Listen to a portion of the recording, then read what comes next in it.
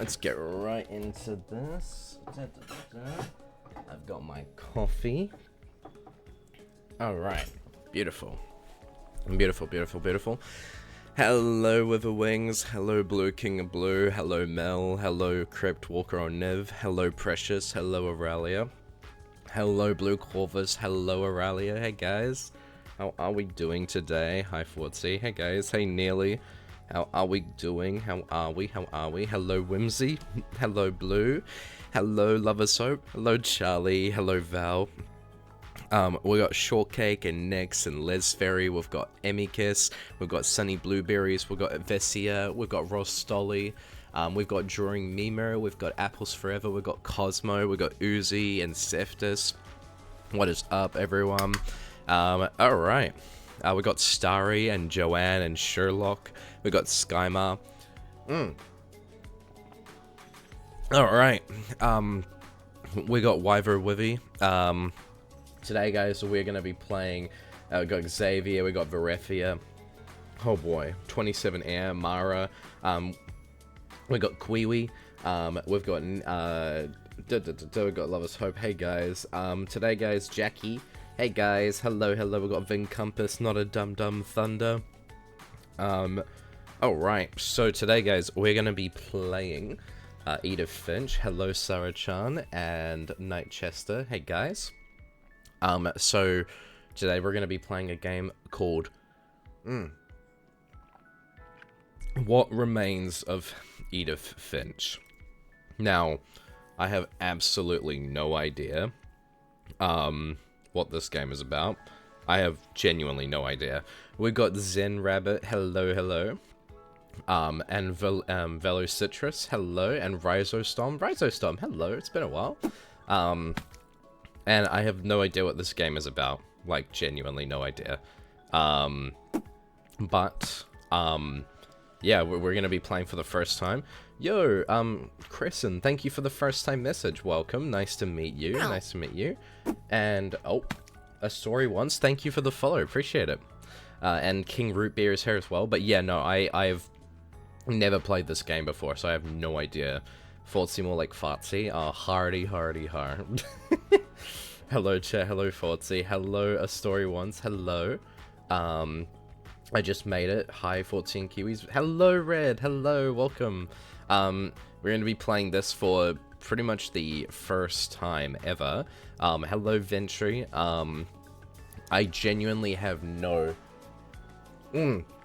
idea what I'm getting myself into today. Will you use Bear Fugi or normal Fugi? Is this a Bear Fugi kind of game? I don't know. I don't know. If it is, I can use the Bear Fugi, but regardless, yeah, it would be funny. What? I have no idea. Yeah, no, I've never played What Remains of Edith Finch. This is not a Bear Fugi game. It would be a tonal shift, serious figure. Oh, shit, okay, this is a serious one. Okay, right. No, genuinely, when I say that I don't know, what this game is about, I genuinely don't know what this game is about. So, yeah. For me, this is gonna be, like, a brand new experience. So, guys, give me, like, 2 minutes. Just gonna do something. Okay. Whoa.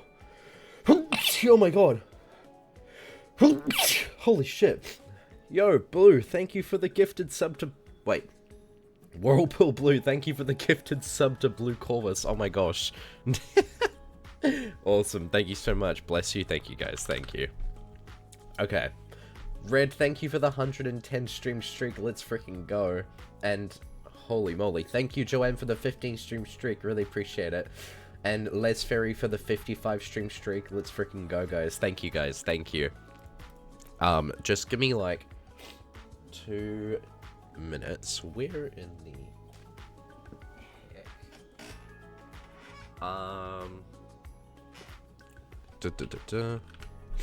Just needed to check something. Boom. Alright guys, give me like 2 seconds. I just need to quickly grab something before we start. Only problem is, there it is. Okay. Cool. Alright. Fortsy. Hello, Fira. Hello, Livy. Nice to see you guys. Welcome. Okay. Alright, I'm gonna... Doom. And... Holy moly. Okay. Is he sick or allergies?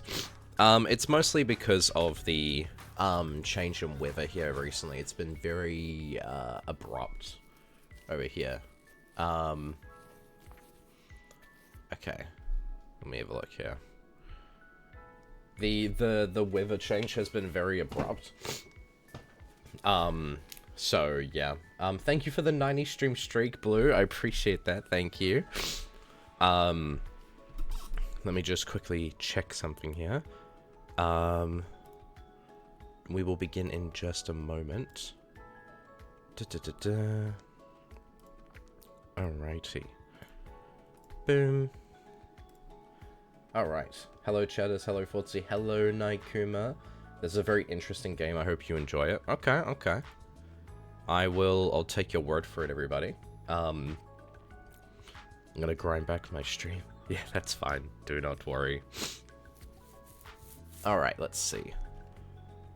Looking at all your chick badges makes me sad. No.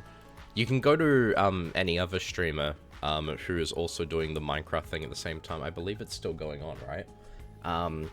Livy, thank you for the 95 stream streak. Let's freaking go. Hell yeah. Okay, cool. We're gonna get right into it.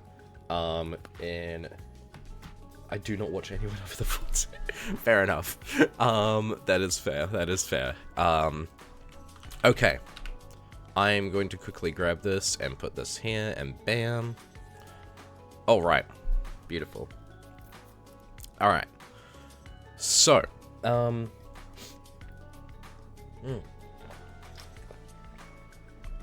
let's see. Yippee, gonna lurk for them for most of this. Glad I got to be here though. Hello, Chai. Nice to see you. Hello. Oh boy. Okay, so we're gonna get started in just a second. Is this the kind of game where the Kiwis would be good to have or not? I don't know how serious this game is. I genuinely don't. No. Okay. Oh, this is a serious game. Okay, right. Let's move on. Oh, this is a locker.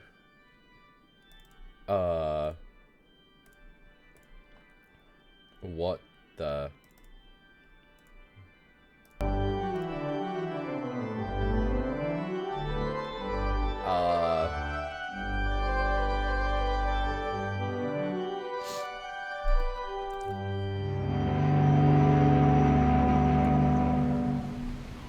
Now, I just want to confirm that the sound is... What the fuck? Whoa! Huh?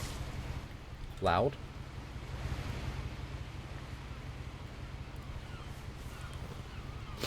A lot of this isn't going to make sense to you.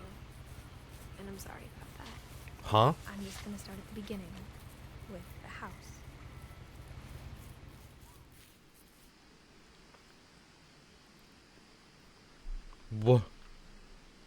What? My brother Milton disappeared when I was 4. It was like the house just swallowed him up. Someone had put up a chain link fence, but it looked like I wasn't the first person to hop it. Interesting. So we're playing Edith Finch today, and I have no idea what this is about. I lived here until I was 11, but I wasn't allowed inside half the rooms. Ooh, I love the way the text, like, hovers over specific areas.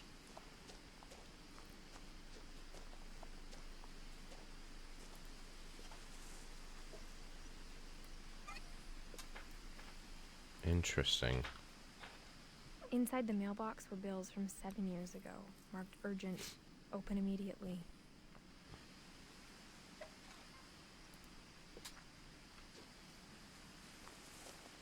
I hadn't been back since my brother Lewis's funeral. Okay. All the text. No trespassing. Okay. Hello, Kato. Hello, sucker. My mother left me a Bro key. struggled to open a Didn't tell mailbox. me Shut that it up. unlocked. Maybe she thought I'd know. Or she thought the mystery would be enough to bring me back.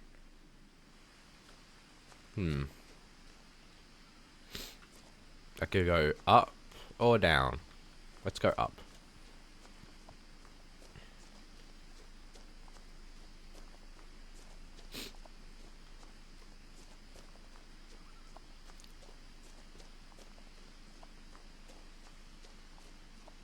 No one had driven this way in a long time, but I saw a few hoof prints.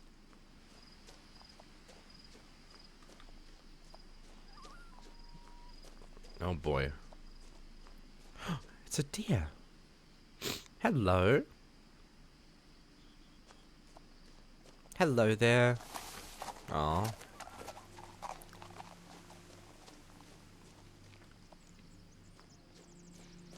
The deer didn't want to be my The friend. truth is, even after I inherited the house, I never thought I'd come back to it. But now I had questions about my family that only the house knew the answers to. Dear Lord. What the fuck? Was the person who owned this house playing Fortnite in the past? I swear to God. That foundation is not stable. The way I'd been dreaming about it. Bro, okay. Okay. This house is fire. I mean, yeah, it is. I'm baffled. That's my first thought. Because the top half looks like it was built entirely out of mats in a big epic battle at the last second. Ooh. Is that a giant dragon?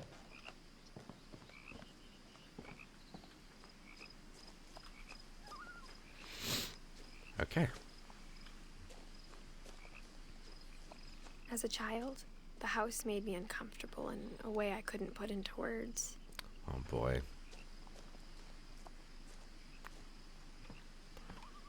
Don't say it like that.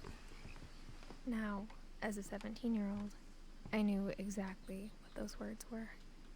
I was afraid of the house.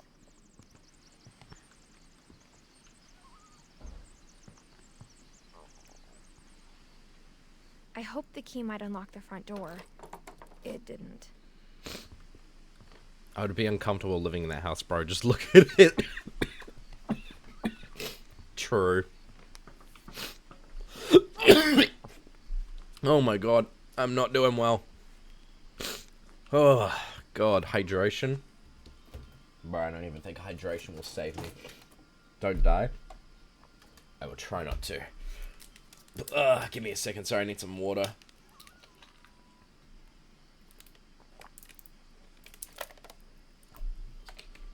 Oh. Yo, Droid, thank you for the 80 stream streak.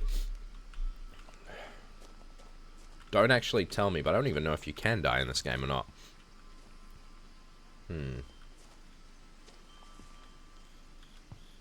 What the fuck?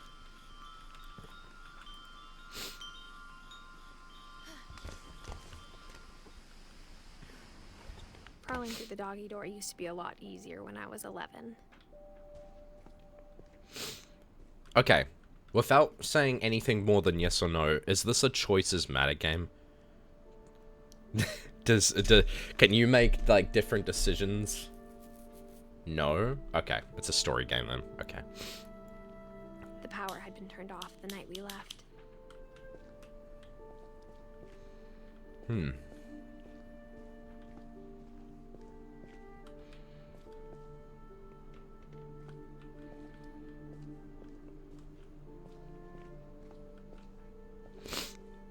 For the first time in years,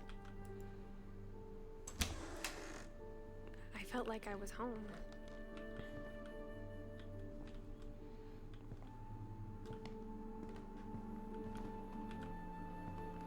The holiday feast, witch's kitchen, a Viking's belly. He went through the doggy door because... Okay, alright, okay. Instead of a family, there were just memories of one. Oh, apple pie. Like how after Lewis started working at the cannery, we all got sick of eating salmon. Except our cat, Molly. Bro, that cat was living up the life.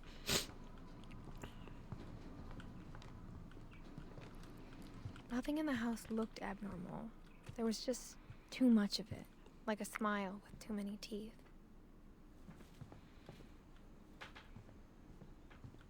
A lot of things got left behind in the whirlwind of that last night.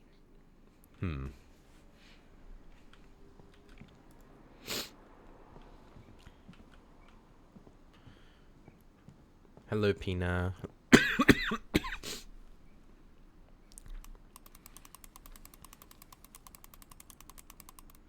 Wait. There we go.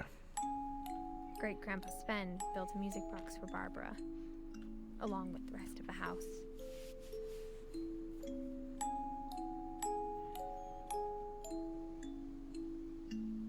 Is that Bigfoot? The fuck is Bigfoot doing there?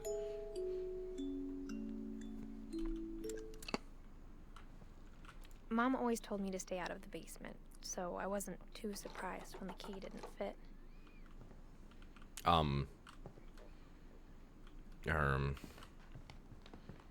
Even the fireplace had a story. Edie told me the bricks came from the original house, after it sank.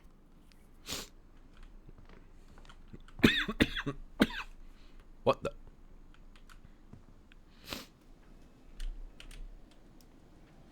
Dawn Finch.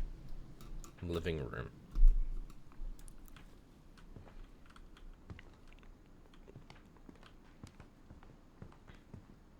The table was still a wreck from the night we left. From the night we left. It was like a bomb had gone off, killing everyone but sparing the furniture. My mom was the only one of us who could imagine Great-Grandma Edie living in a nursing home. What the fuck is Bigfoot doing there? Is the clearest sign Fortsy has never been to the US. Oh, yeah. Definitely not. So they were all eating Chinese food the night before.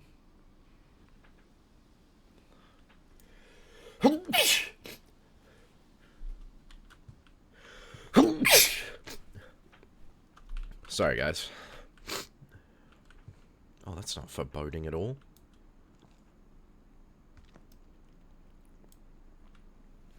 Bless you. Thank you, thank you.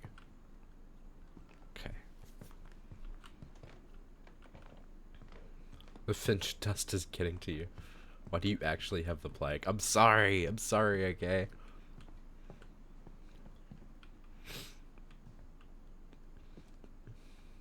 After Milton disappeared, Mom sealed up all the bedrooms. Then Edie retaliated and drilled peepholes. Peepholes?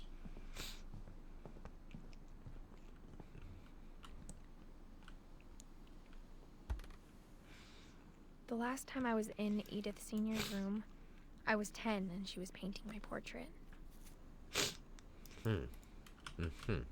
Okay. Oh.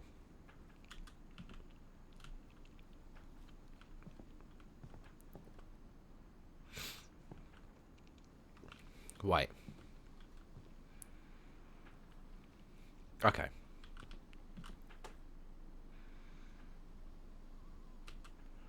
Wait a minute. 1950 to 1961. Bro was 11 years old.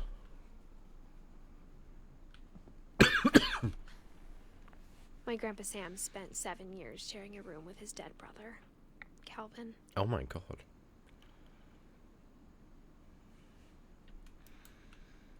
That's really sad. Wait, I want to look one more time.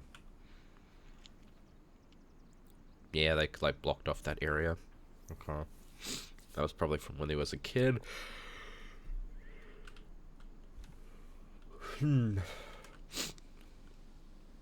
Excuse me, what? 1 year old? Do you know what you're getting I into? just assumed every house had peepholes and sealed rooms you weren't allowed inside of.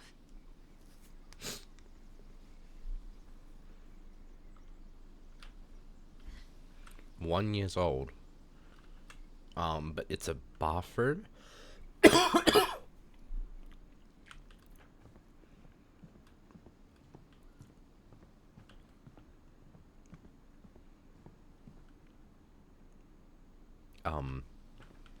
I spent a lot of time playing in Great Uncle Walter's room. Walter White.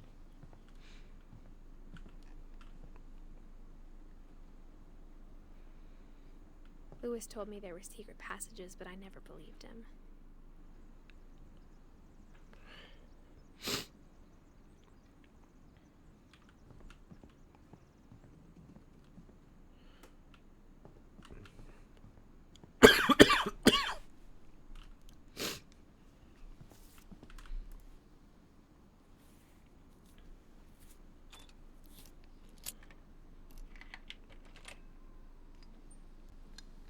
Turns out, my mom was really good at keeping secrets.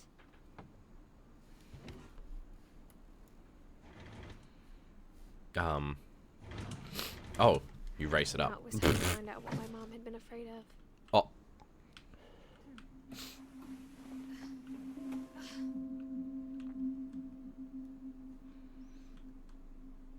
Wait, what? So, we weren't allowed into different... It was clear my brother Milton had been here before me. Oh my god. So, okay, so my grandmother and my grandfather live in a house, and we used to go there all the time as well. They seem to have a lot of stuff in their house. My grandfather lost their brother when they were 7 years old, something like that. But it said from thing to thing, so apparently 11 years old. That's right, they spent 7 years in the same room. So when they were 11 years old, they died. It was weird that they described it as having peepholes in rooms that you weren't allowed to go into, and how that was considered normal. Which is interesting. Is that meant to be the mum, like, leaving? Reading this, maybe it sounds like I had a plan, but I had no idea what was behind that door. Oh. Just like I had no idea where all this was gonna lead.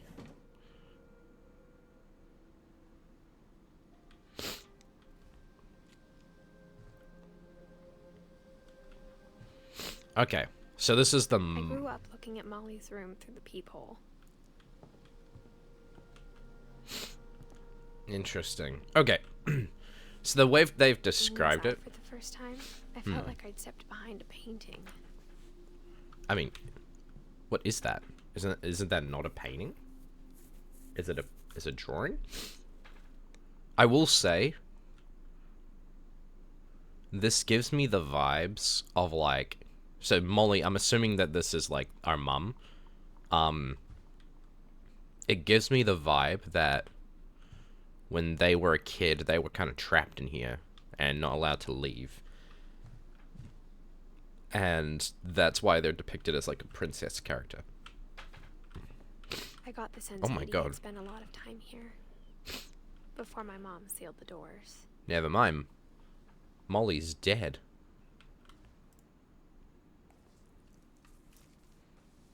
December 13th, 1947.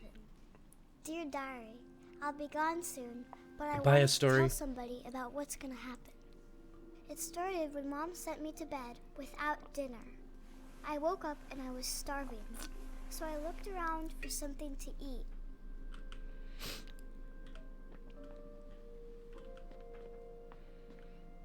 The gerbil food was dry, but I didn't mind it.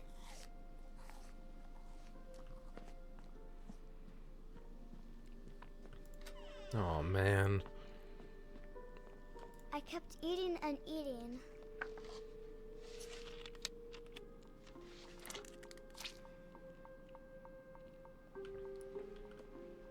I ate a lot of things that night.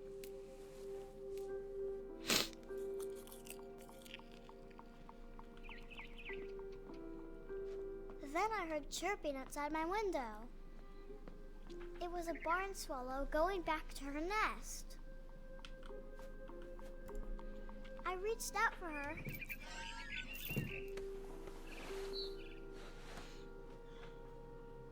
And suddenly, I was a cat. What?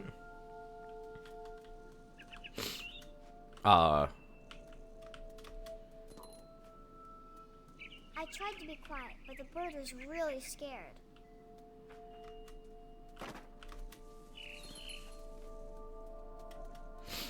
I just turned into a freaky cat.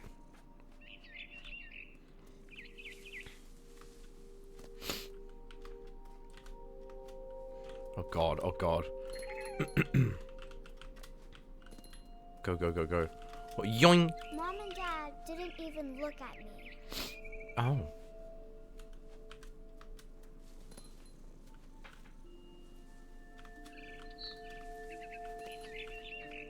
Yoink. I jumped and I almost got her. Come on, come on. Are you the parkour champion? Yeah. I could tell she was getting really tired. Now I was up in the big tree. I promised Dad I wouldn't climb it anymore. All I cared about was eating that mama bird. I gobbled her up. Oh. And suddenly, I was an owl. Wait, what? First, all I heard was the wind. What? Then I heard little teeth nibbling in the grass. What the fuck?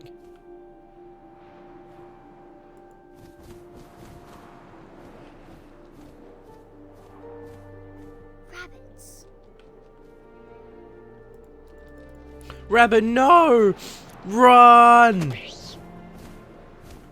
Rabbit!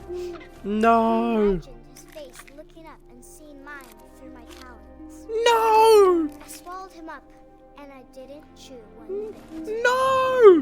Then I flew off to find something bigger. Please don't look for anything bigger.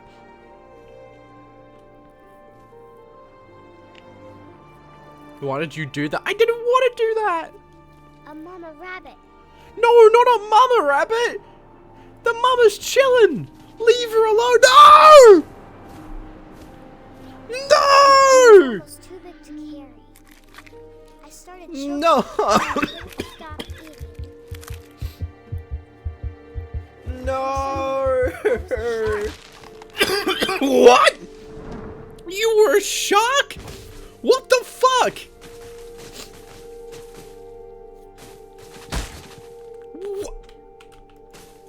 What the fuck is going on? I thought this was a serious game, not Shark, the fucking Sharknado trilogy. What the fuck? I rolled off Oh my god. and into the ocean. Now, I was hungrier than ever.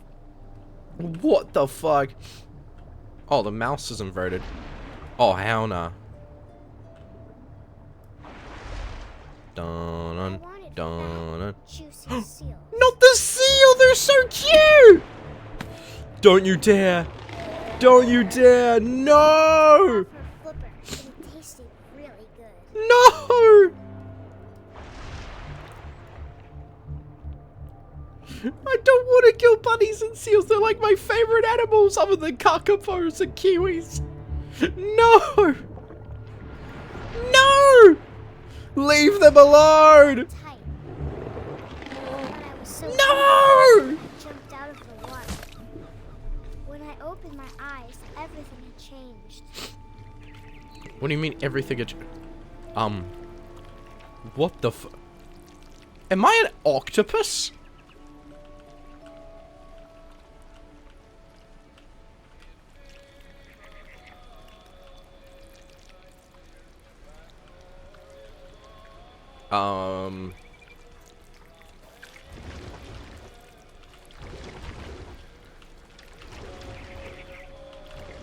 Now I was a monster, and I smelled people everywhere. What?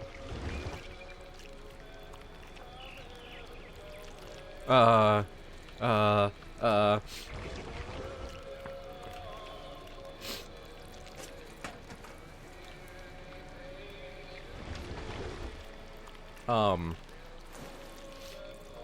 What is this fucking ARG monster? Real quiet. Oh my god. What?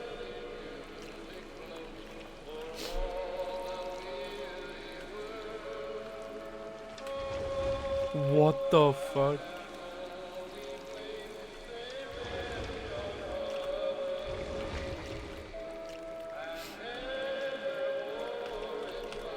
What the fuck?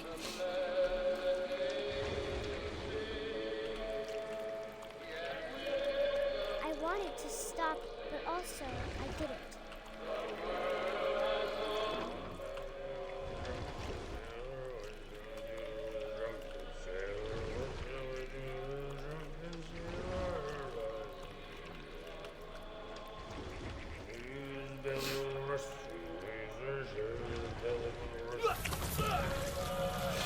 Sorry.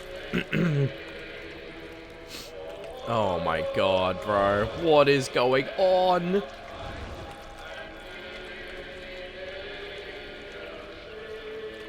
It looks great.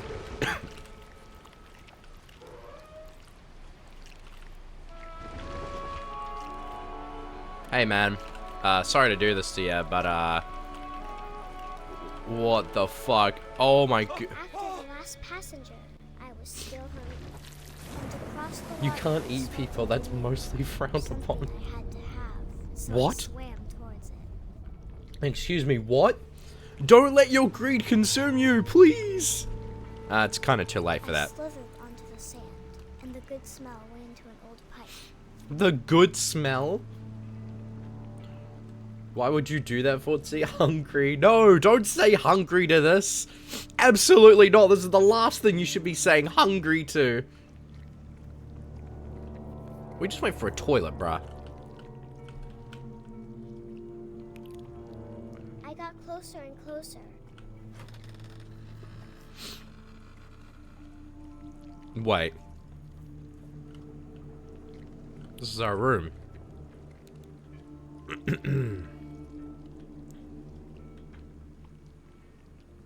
All my stomach started growling. And suddenly, I was me again. I held my breath for a long time, but I couldn't hear anything. I think it's waiting for me to fall asleep. But it's not going to wait much longer. It needs to feed, and we both know I will be delicious. What the fuck? What the fuck?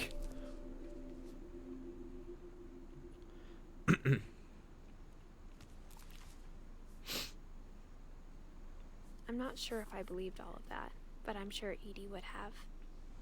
Oh, hell nah. You're telling me I'm gonna have to listen to all of these stories? Oh, I mean, that's awesome, but at the same time, that's incredibly terrifying.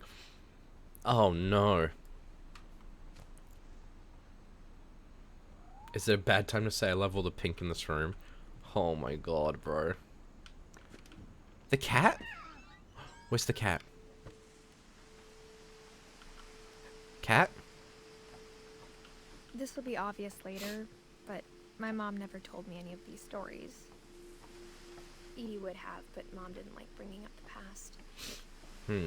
Though, when we adopted a stray kitten, she was the one who named it Molly.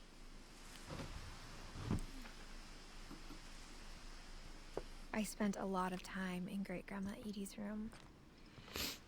Edie knit me a new pair of gloves every year, just in time to replace the old ones. Hi, Fortsy. Hi, Kiwis. Hello, Saprins. Hello.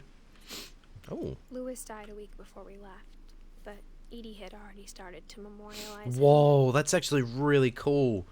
That's the oak stump, and they're painted on it. Whoa, that's cool. Her room was like a museum. Odin. 1880 to 90. 90. Years, the Finches have been famous throughout Norway for their fortune and misfortune. Odin Finch buries the latest victims of the family curse, his wife Ingeborg and their newborn son, Johann. So, the family curse. On January 7th, 1937, he set sail with his family and his house. What? Hoping to leave the curse behind. They straight up moved their house. This is this was not an exaggeration. They actually moved their entire building. They just sailed away from Norway. Okay. But 40-foot waves off the coast of Washington send the house and Odin to the bottom of the sea. Yeah, no shit, bro. You tried to sail your house from Norway. Odin's daughter Edie, with husband Sven and baby Molly, step ashore on their new home, Orcas Island. Dude, wait a minute. Odin has to be the guy from Charlie and the Chocolate Factory. You know, the dad who was like, if you leave, you will never see me ever again. Who actually took their fucking house and left. Holy shit. You know when they cut their house and fucking took it? Oh my god, bro. The hell are you yapping about? If you were there for movie night, you would know. Odin Finch is the first to be buried in the new family cemetery. So, maybe something in the ocean they met? His daughter Edie is already dreaming of a new Finch Wonka's house. dad, yeah. Oh, so they're building a new one? Interesting, okay. I hope this isn't really a horror game. It would actually be nicer if it wasn't. Okay, how do I get out of this? There we go. Okay. Whatever's wrong with this family, it goes back a long ways. It's not a horror game? Yippee! A compelling story that isn't scary as fuck. Let's go. What? Dude, I'm sorry, but the moment I turned my head, I legitimately turned and thought of the Hatterful theme in my head. That little din din din din din din din din din din din dee dee dee dee. It just immediately played in my head. Oh, you guys have cursed me, bro. I can't unthink fucking Hatterful because of you guys. What have you done to me? He gave a big interview about a mole man living under the Finch house. My mom was furious. Oh, a mole? That's not going to be plot relevant at all. Conspiracy Now. Weird America, The Finches. Random Junk. Chapter 7, Edith interview. My friend Bigfoot. Bigfoot mentioned again. Sam Medal Ceremony 68. Home movies. Oh, man. I loved using a VHS tape when I was a kid and having no idea what movie was on it. It was such a gamble. You would just pick one up and put it in and a movie would play and you're like, alright. I hadn't thought of myself. You didn't get to choose what movie. Long time. Don't call me Unk. Shut up, man.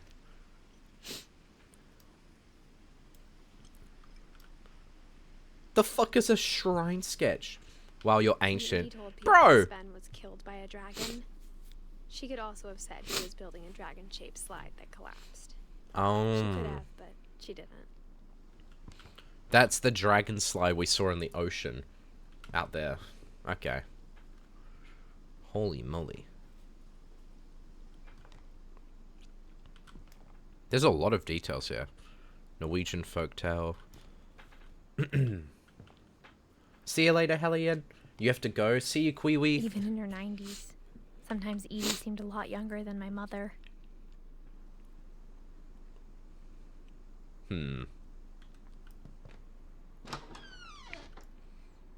What the fuck? The only trace Grandpa Sam's first wife, Kay, left on the house was the pink bathroom. It was a pretty big trace.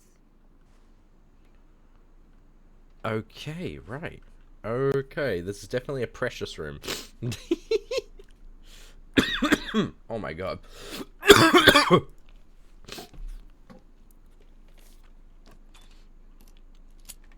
There's a secret in this bathroom. Hi, Kiwis. Bye, Kiwis. It's 2 a.m. See you, Zed. Thank you for coming. Nice to see you. In this bathroom. It's in the last place you would look. It isn't in the cupboard. It's hidden in this book. Wait, that's so cool.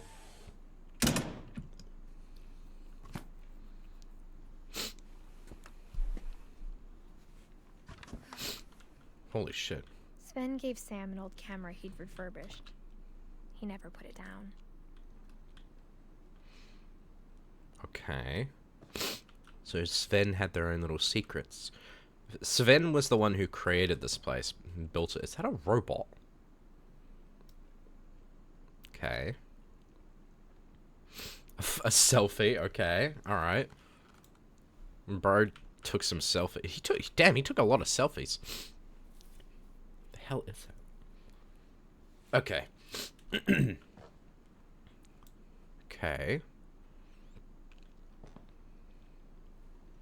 This is an area for, like, processing, pictures, so it makes me wonder.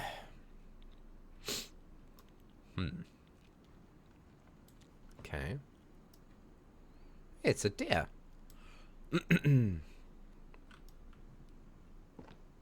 there anything in that jar? Am I going crazy?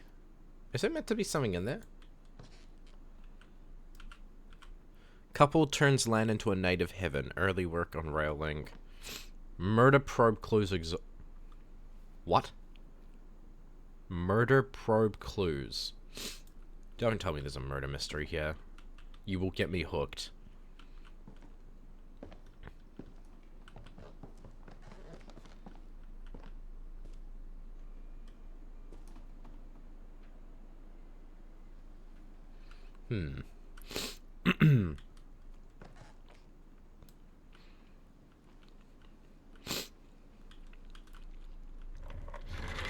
Let's go.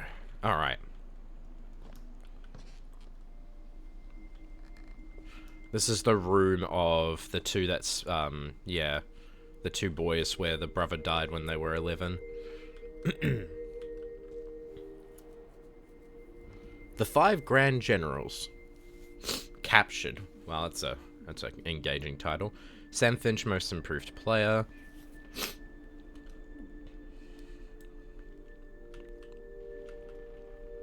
Store your shit. You know what? That's compelling. This is blue and blue over.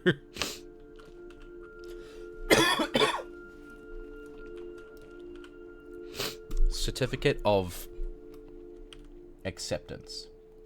Marine Corps. Okay, so they went to the Marines. Okay.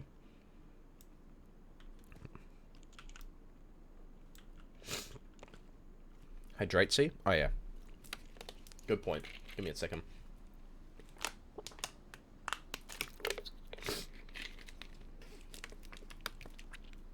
Alright. What the hell?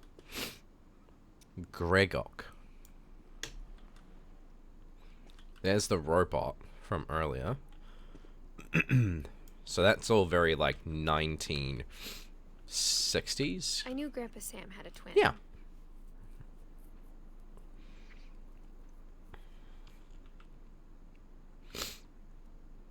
Oh. That's really sad.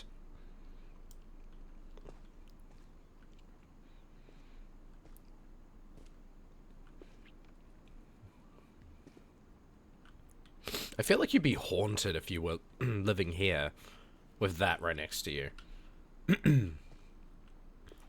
Command center.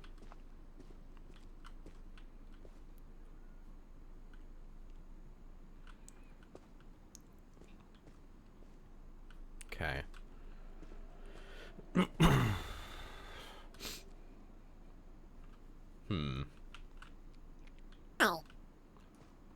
Yo, Velsora, thank you for the follow. Appreciate it. And that he never talked about him.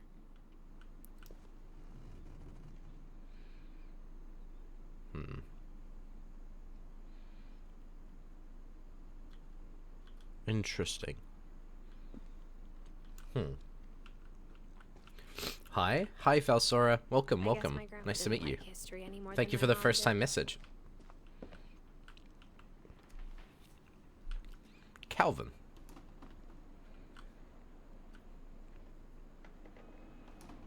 Man, this kid would have loved Toy Story.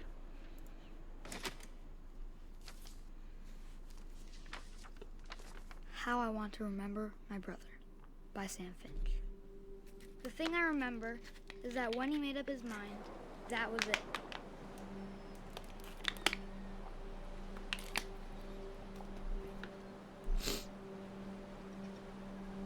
This is giving me a really similar vibe to Gravity Falls. If you know, you know.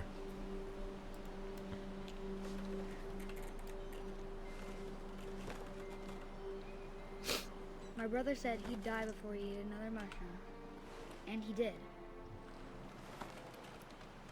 At Barbara's funeral, we swore we'd never be afraid again. And he wasn't.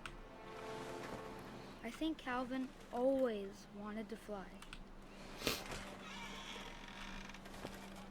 Sam! Calvin! Dinner's ready! Coming! Alright. Dinner time. Hell yeah. Let's go have dinner. Are we getting off the swing? I want to go I want to have dinner. Okay, we're swinging. Never mind. We're still swinging. Yippee! Wait a minute. Why are we still swinging? And they wanted to fly? I don't like how close we are to that edge. We're not still swinging for a reason, right? Come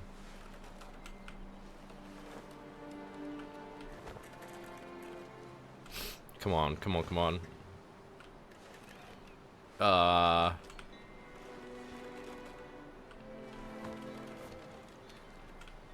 Get off the swing, it's dinner time. I know it's dinner time, I want to get off the swing.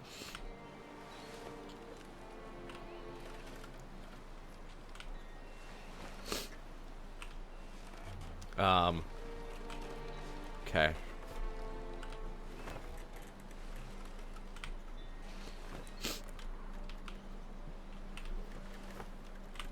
You're trapped, Bruchacho. What do you mean I'm trapped? Are we supposed to get off? I don't know. You kind of suck at swing. Are we supposed to be swinging or are we supposed to be moving? Have you ever been on a swing? I have been on a swing. I'm swinging. This. You're atrocious. You're kind of bad at the swinging thing. What the fuck? No, I'm trying. You're supposed to go higher. I'm trying. This guy never said on a swing before. No.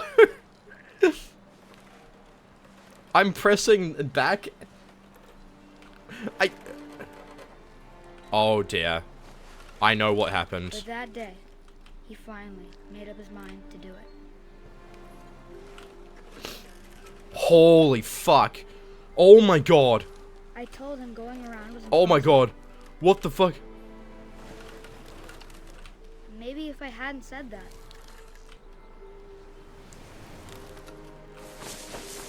Calvin, I'm not gonna tell you again. Maybe if the wind hadn't picked up. Oh my god. Maybe Oh my I'd god. still be here. What the fuck? But I doubt it. Holy fuck. Holy fuck. Oh my god. He'd already Oh. made up his mind. Oh my god. Oh my god. Oh my god. That's what I want to remember about my brother. Oh my god. Oh my god. Holy fuck. Oh my god. No, no, no, no, no, no, no, no, no, no.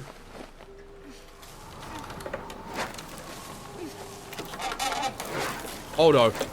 Oh no. The day he made up his mind to fly. And he did.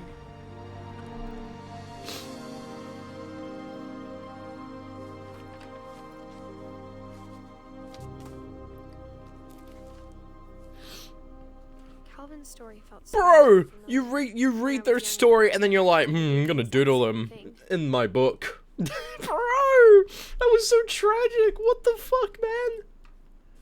Oh man. Oh, dude. Oh, that's so sad, Calvin, man. After the funeral, Edie roped off Calvin's half of the room. Well, maybe we should respect that and what the fuck? Oh my goodness! Who taught cares? Thank you for the 10 tier 2 gifted. What the fuck? Yo! Holy shit, thank you, Who. Thank you so much. Mom said Grandpa Sam enlisted at 18 and never set foot in the room again. I mean, that makes sense. I wouldn't want to go back into my dead brother's room.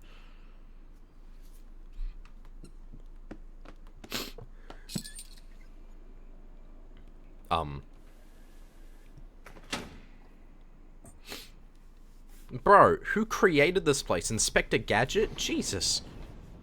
This feels like a Scooby-Doo mystery.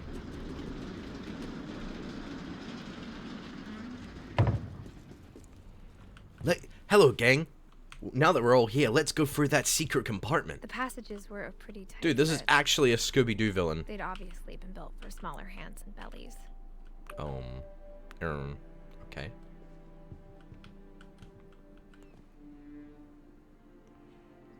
G tight. Okay. Orange tabby! That's so cute. I love tabby cats. Oh,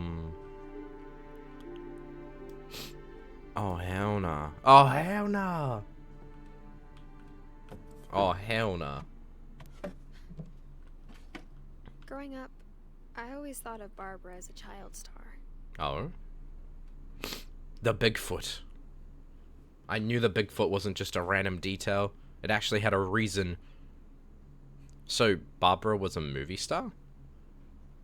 We've got our hype train. Let's go. Calm Wave of Chaos. Thank you so much for the follow. I really appreciate it.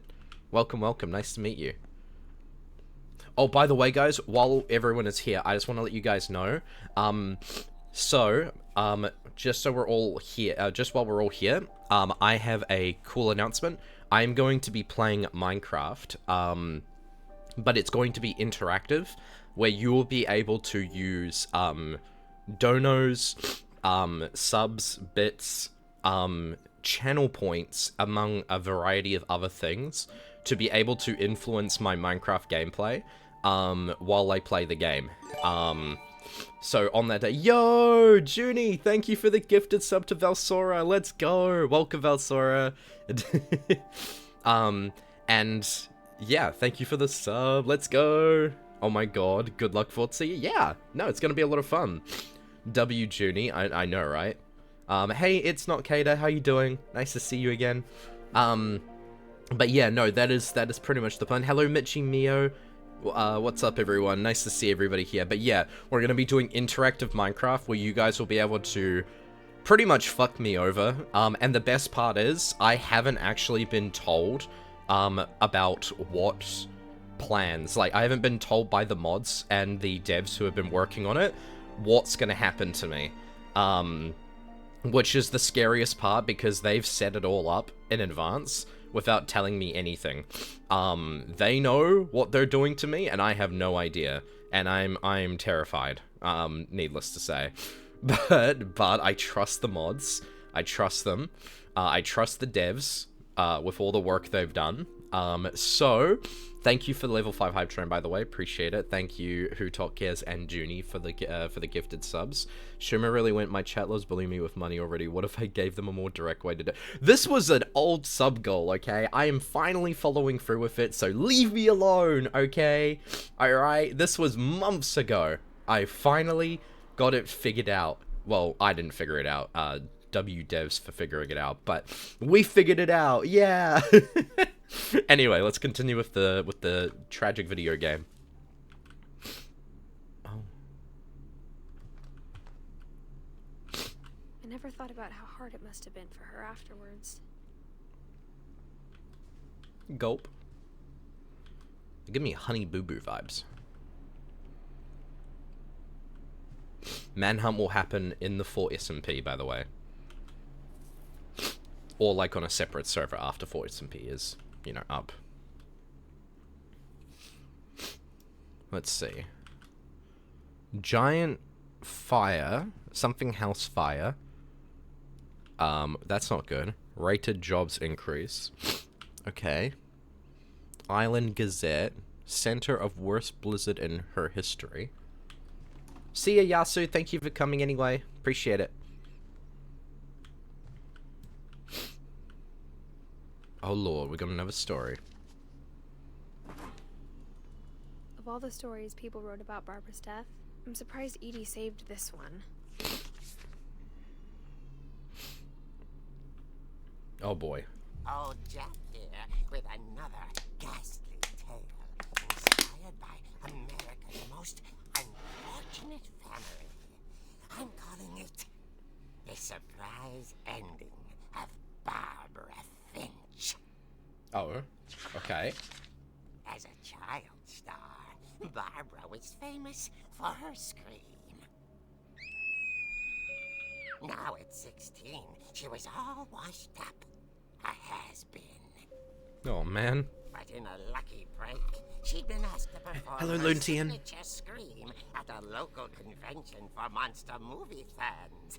It was just the boost her career needed. Unfortunately, Yeah, that's right, Kaito. the scream hadn't aged well. Getting better. I think you just need the right motivation. Her biggest fan and current boyfriend, Rick, was about to demonstrate when... Now that was a great scream. It was Barbara's father, Sven. He'd What? slipped into a table saw and had to be rushed to the emergency room. Bro. So Barbara got stuck babysitting her youngest brother, Walter. Her convention comeback was cancelled.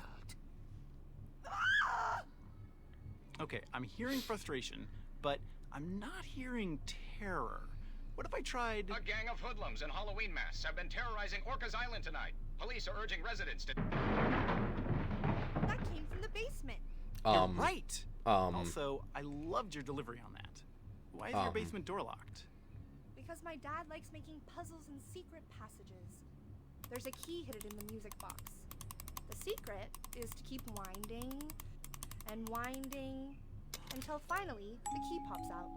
Thanks, babe. I'll be back in a sec. Oh. 20 minutes later, Rick hadn't returned. What the fuck does that mean? Barbara went to look for him, right on cue. I thought you said this wasn't horror.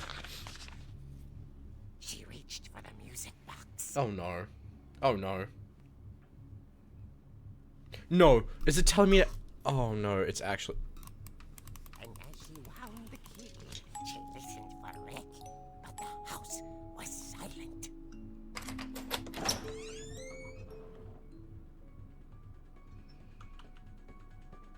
Oh no. She found Rick's What couch the and fuck? imagined the worst.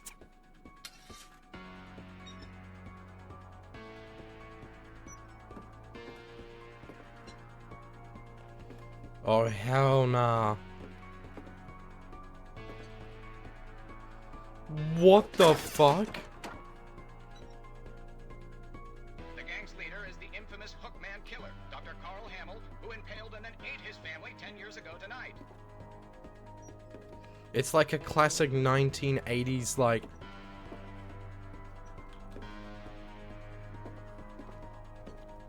Oh, Finch rattled. Is that the Michael Myers theme?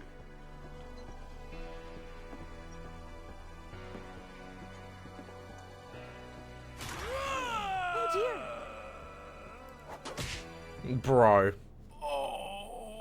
Bro. Barb, relax. I was just trying to scare you to help you find your scream. Well, I'm not scared, Rick. I'm Oh furious. my god, bro. Then act furious.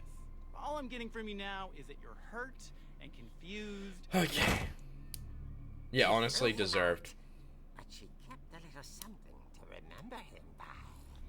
Barb, have you seen my other crutch? And she was still holding Bruh. it when she fell asleep watching the Late Picture Show. Hours later... Barbara! Walter, what's going on up there? Ah! Okay, I'm coming up, but if this is a trick, you're dead, Walter. Are you kidding me? I was eating a hash brown. Oh no.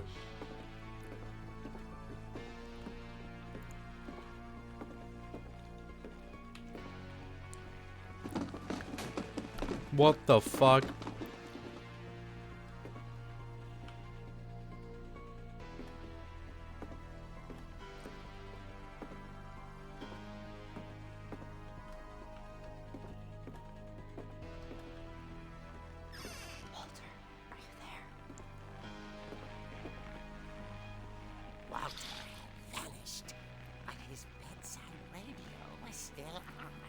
Orcas Island police describe the man as 6 feet tall, with a steel hook for a hand. Residents are urged to lock all doors and windows and notify the police of any suspicious activity. What the fuck? I returned, saw the hook man, and was speechless. He was quite smashing.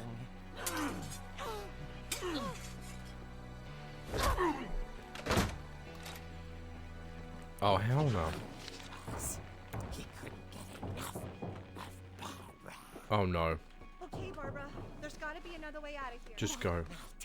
Just He go. played her part beautifully.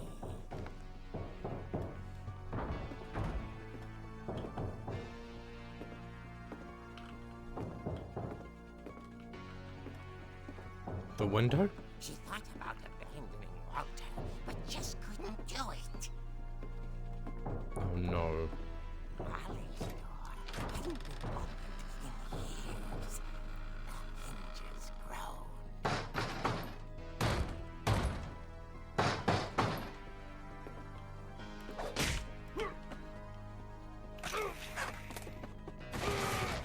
He wasn't moving, but she sensed the story might not be over yet. Okay, Molly, my goat.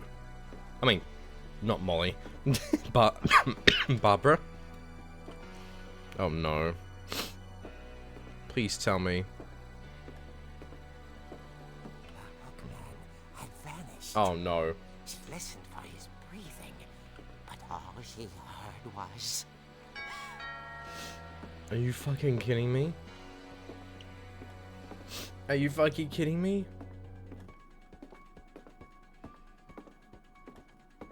At the door, she heard whispering.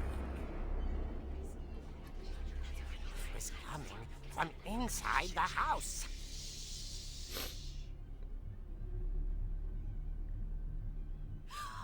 Oh dear. Oh dear. That's the reaction. There's no fucking way. The monsters had come to surprise her. For Barbara, it was a dream come true. Then she saw what kind of monsters they were, and she realized what was about to happen. She was going to be famous. And with her final breath, Barbara Finch gave the performance of her life.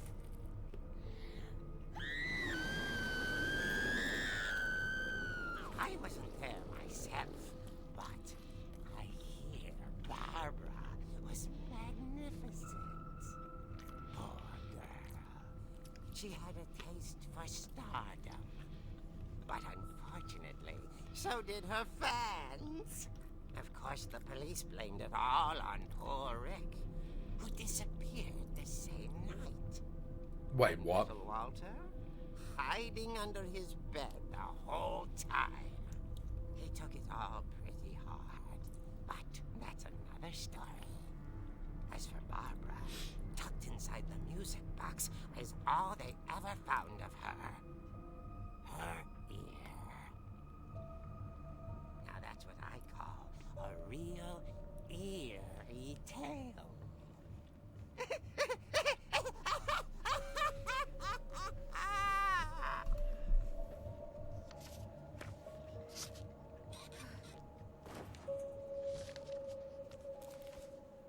Okay. Edie told me all Barbara wanted was to be remembered, as absurd as that comic was.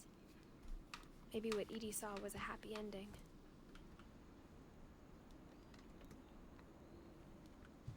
Right. I get the vibe that they viewed this as a good ending, for them. Damn, Barbara. Okay. Well. Hello, Kenan. Hello. Let's get moving. Now I know why Mom didn't like me playing with the music box. Gee, really? That was a lovely story. Ah. Someone actually made that comment. Whenever people ask me about my family, the first thing they always want to know about is Barbara. That makes sense. Edie's father, Odin, built the original house. Okay. Mom must have locked the third floor stairs on the night we left.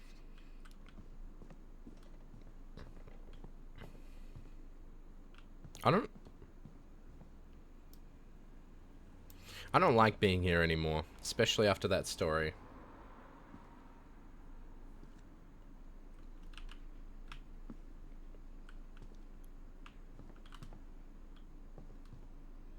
Guys, I don't like how dark it is.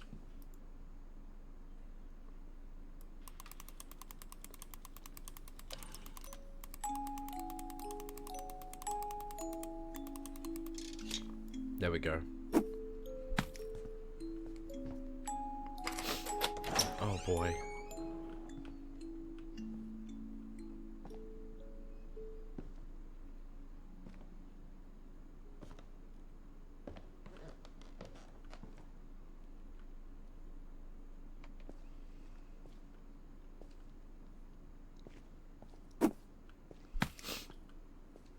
Who's throwing tomatoes at me? Say, what the fuck? Mom said the basement was off limits, unless I wanted another tetanus shot.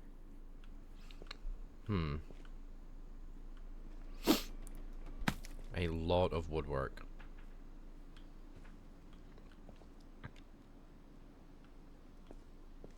I saw Edie sneak down to the basement once, carrying packages.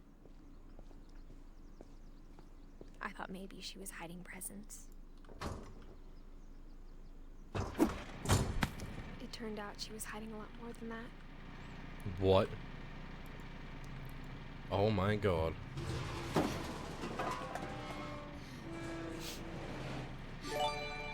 Yo, Blue, thank you for the gifted sub to Lunty, and let's I go. remember asking Mom once about where Walter had gone. She said after Barbara died, he got as far away as he could.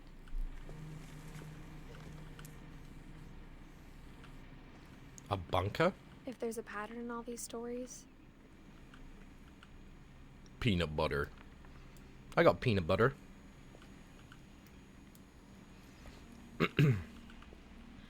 I think it's that none of us has gotten very far. I saw you didn't have a sub. Thank you, Blue. Bro, he would have loved Warhammer. Oh my god, guys. Do you see what I see on that train? CNA.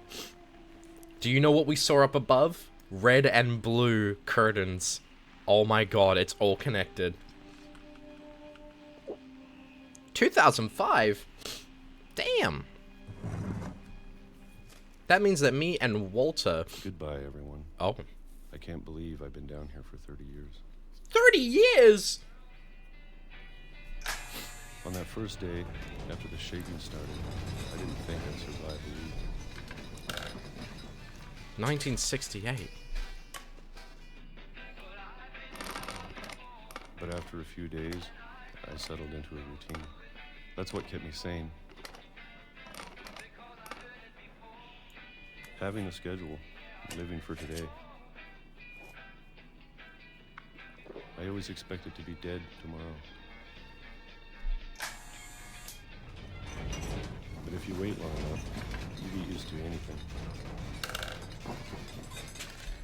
Bruh.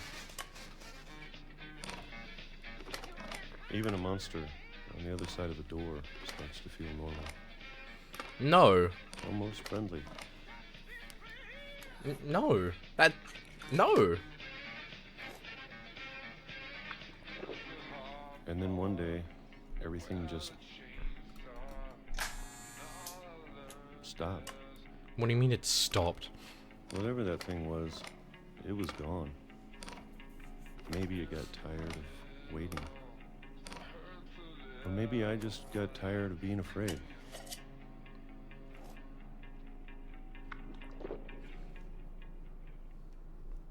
It's been a week now. 2005. The longest in 30 years. I'm done waiting. Yeah, it only took you 30 years. I have to leave. Well, I still can.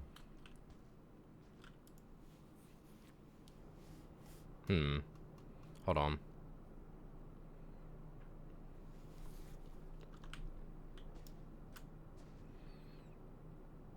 Wait.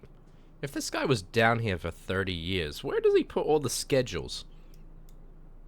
I mean, surely you'd get rid of the calendars bit by bit, right? And how is he getting new calendars? Is someone bringing them to him? He has a bunker in his bunker?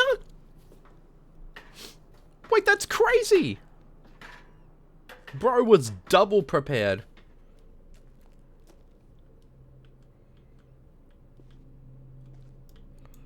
He had a bunch of cereal. Red Farm tomato. It's out there somewhere. What do you mean it's out there? What is that? Is that rice? Pork chunkies. Mmm, yummy. Okay. And pea soup. Mmm, yummy. Vitamins, okay. The Dark Deepens. 101 Survival Tech. What? Chamber. Haunted a guide. Malevolent monsters. I get the feeling like there's a trend between all of these, that there is some sort of a monster. Now, that's just me, but, Whatever killed Barbara What? and Molly.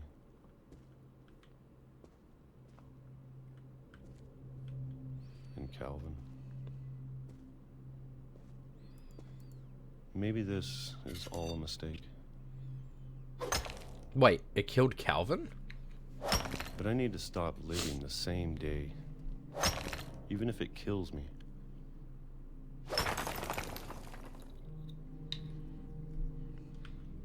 Whatever's out there, I want you to know I'm ready for it. I'm going to appreciate all of it, especially the food. I don't mind if I only have a year left. Or a month. Or a single week. I'd be happy with one new day. Will he even get that, though? I can already imagine the sun on my face. Are you fucking kidding me?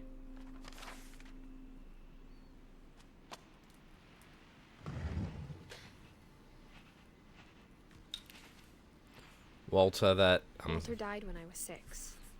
Wow, Walter. I can't believe my mom never told me he was down here. Your mom's hiding a lot of shit, bro. I'm sure my mom was trying to protect me. She's probably got a lot of baggage being stuck in that situation.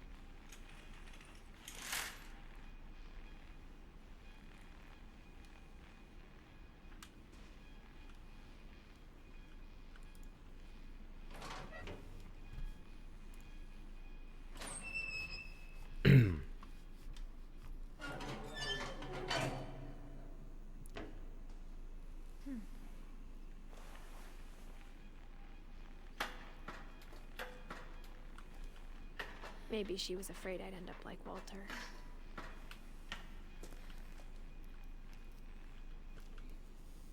Interesting.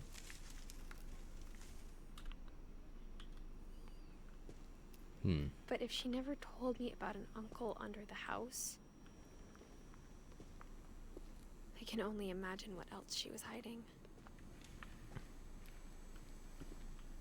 I don't want to make the same mistakes she made.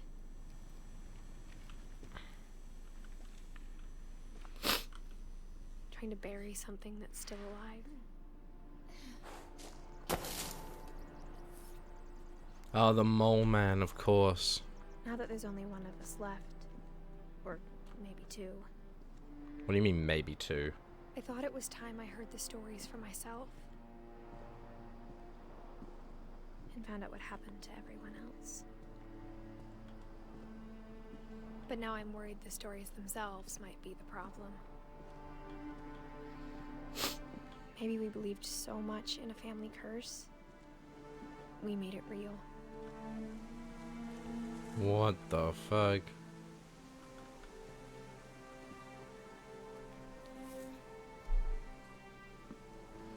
What?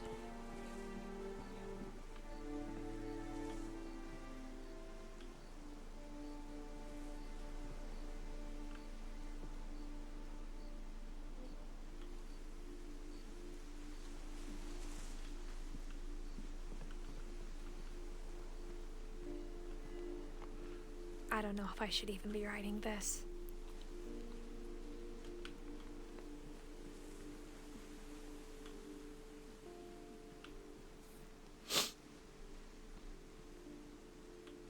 Maybe it'd be better if all this just died with me.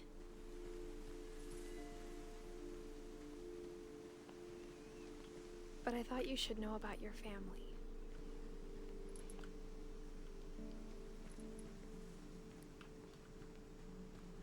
And the history you're a part of.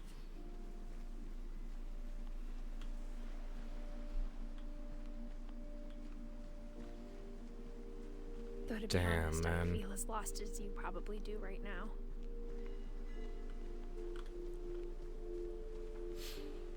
Dude. I think the people in these stories believed them, for what that's worth.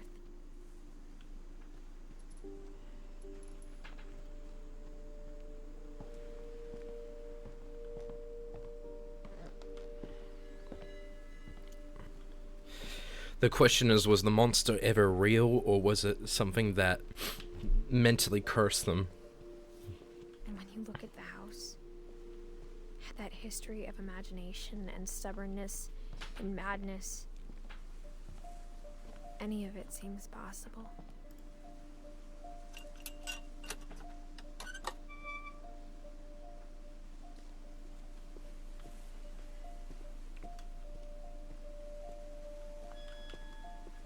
I think we've been surrounded by death for so long, we've just gotten used to it. What kind of family finishes building a cemetery before starting the house? Damn.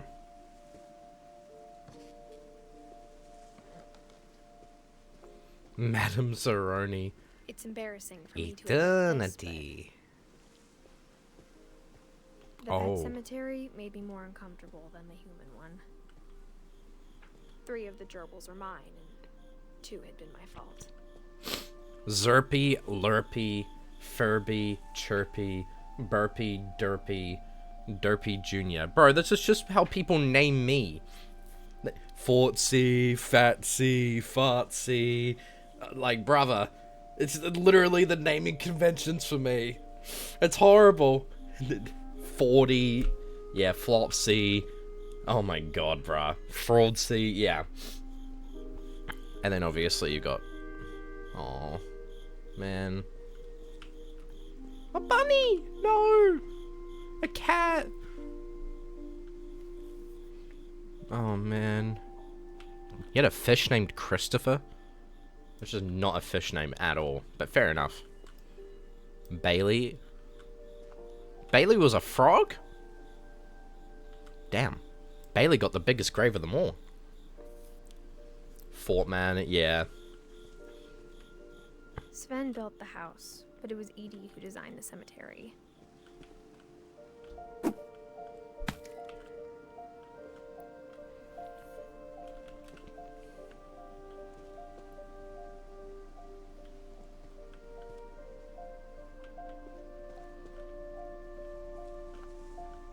These personalized graves are awesome.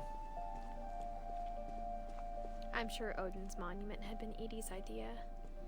My mom was always trying to move on, but for Edie, the past never went away.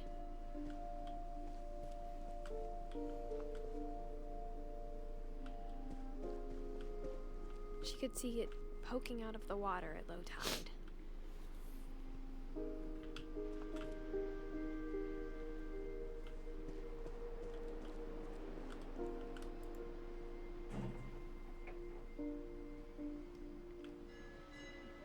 Edie said she dreamed about the old house every night.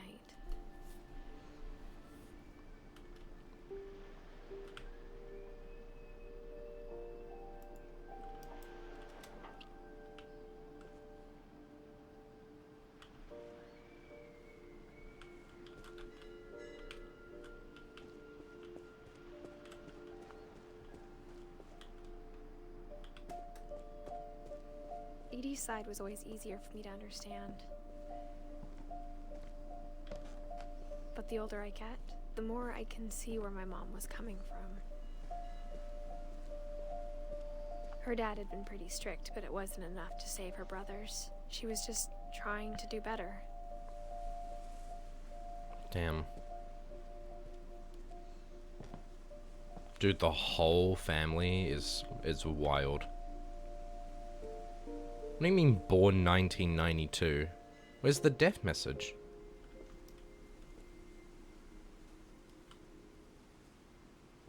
That's alright, Rostolly. Thank you for coming.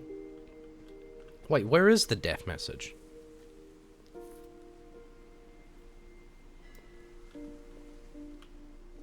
She lost 2 of her brothers, just like I did. I get why she tried so hard to protect us.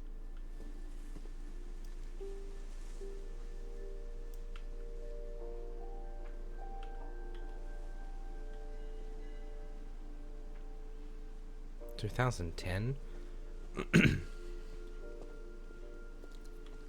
so many things I wish I could ask my mom now.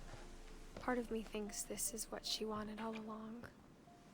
For me to come back someday and find everything out for myself.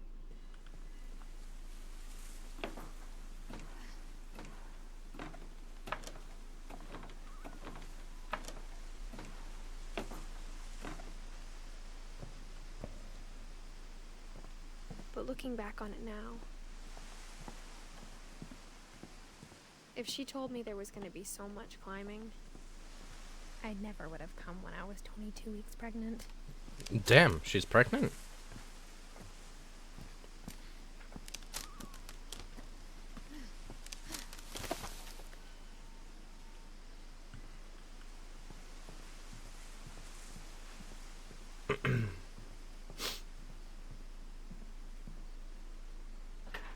I never met Grandpa Sam, but I think he and my mom had a lot in common. Look further. Oh, hell nah.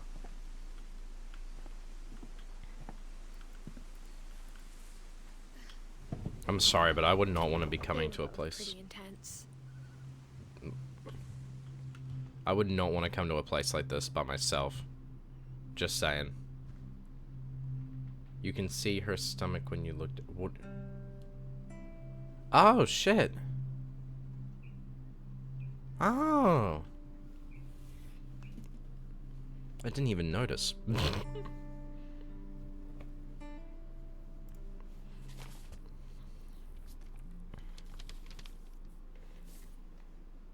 This is the selfie guy.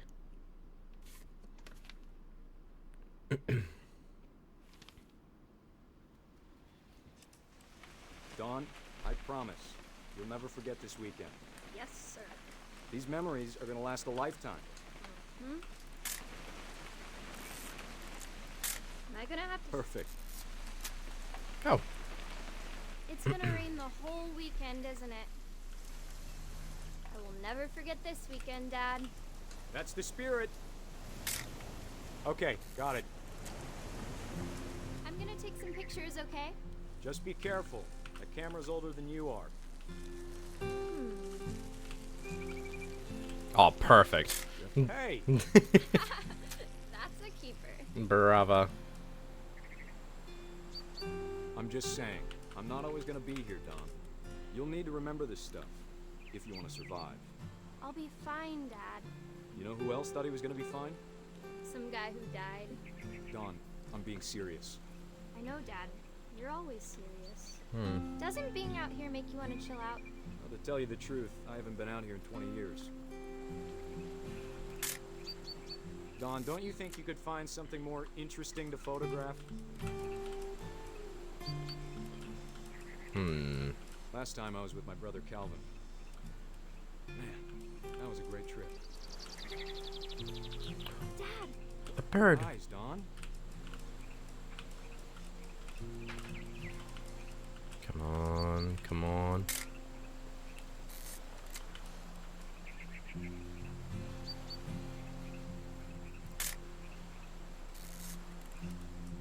Let's go. Before you take the shot, let me get a picture of it.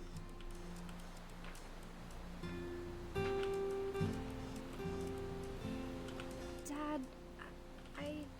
Just breathe. Turn off your imagination. Focus on your target. What are they looking at? Psst, what are you looking at?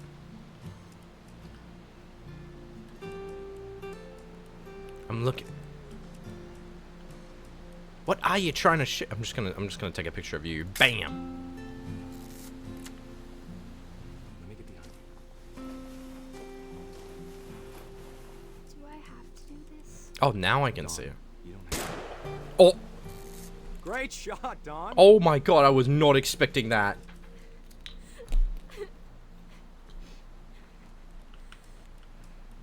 Are you taking a selfie, bro? Dude, your daughter's crying. I'm proud of you, Dawn. No. Remember that, okay? No. Wait. Are you? There's no way. There is no way. Sorry, Dawn. Just gotta reset the timer.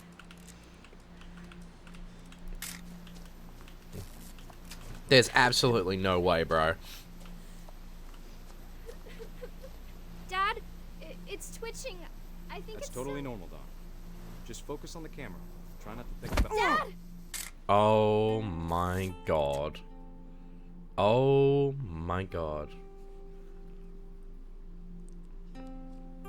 Hey man, I don't mean to be that guy, but kind of deserved. That's the one I wish most that my mom had told me. Kind of deserved. I'm not gonna lie. That's kind of karma right there.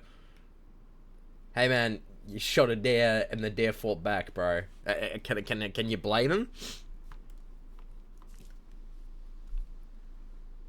Man. Sam spent his life shooting photos. For the family's sake. Mom said he got nervous being I wish that it didn't happen, but I guess we're all afraid of something. bro.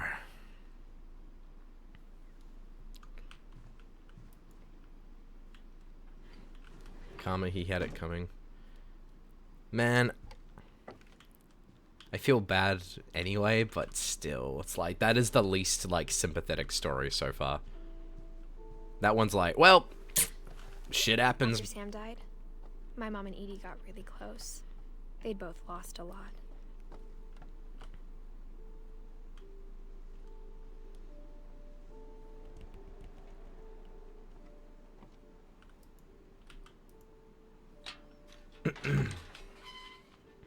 Okay, let's go. The baby room? It's the baby. Oh, it's a oh, it's the 1-year-old.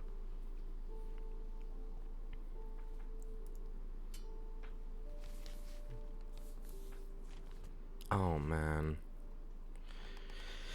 A divorce. Okay, let's see. The marriage of Kay and Sam. What?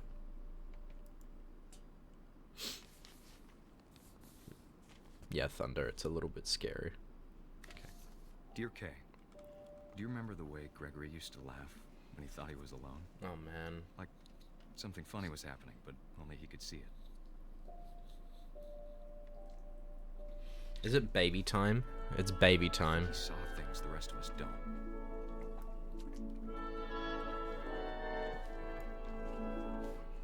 Baby time.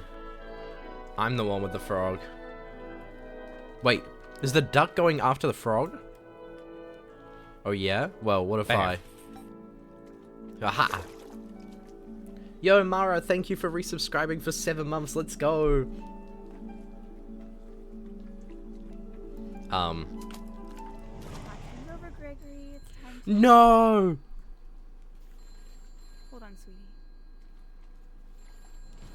Let me keep playing with the froggy. Wait! Oh, moving is the frog!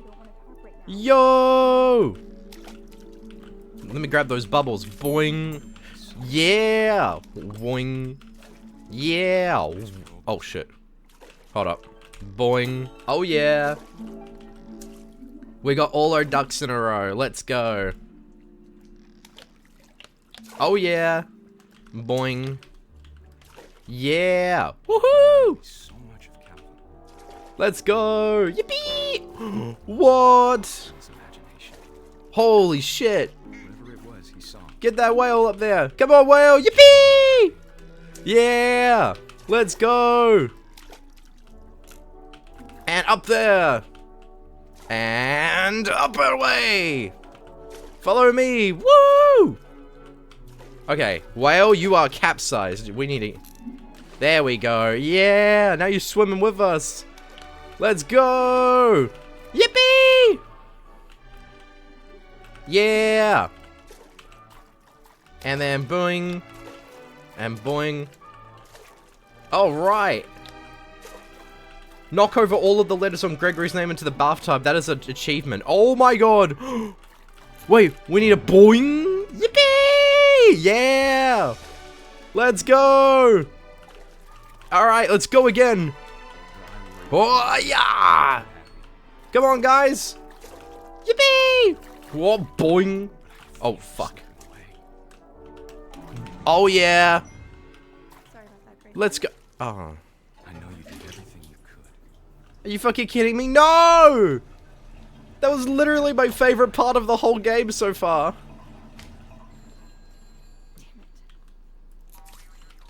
It's still working! Boing. Boing. Okay. Aha! You fool. You fool! You underestimate my power! Yes! About the world he saw. Oh. Wait a minute. Can we turn that off? Can we turn that? Can we turn that? So much I don't understand. About Gregory. Oh. About everything. Oh. Fortsy, oh no. But I know what happened. This isn't fun anymore. Oh. I'm sure he's happy. Oh I no. want you to be happy too. Oh no. No. No.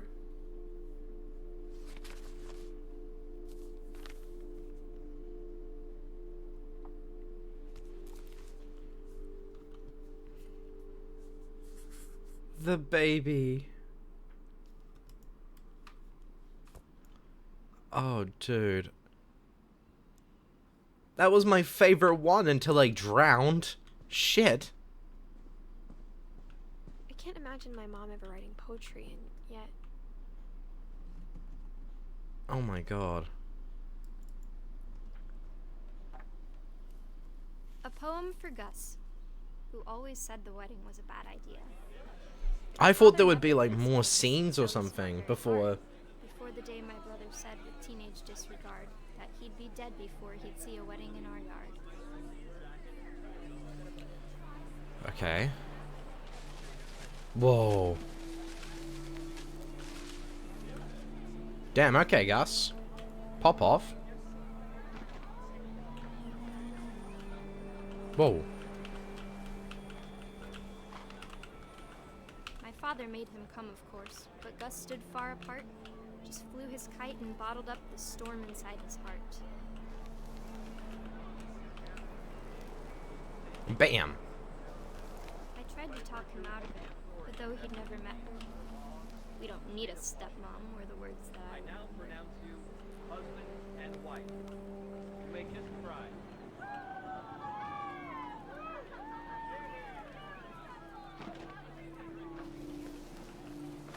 What? When the time for photos came, Dad ordered him to come here. But Gus declined, and as a sign held up his middle finger. Damn. The wind picked up and we went. But all the humans did that day was go inside the tent.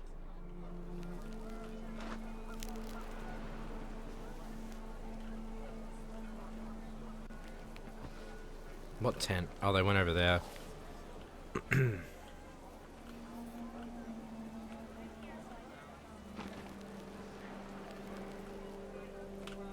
Oh, there.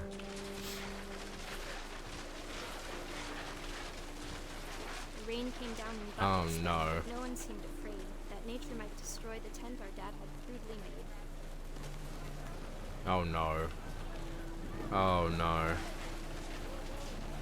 The thunder sounded much too close and full of angry power. But all my father said to this was, make the music louder. It's starting to rhyme.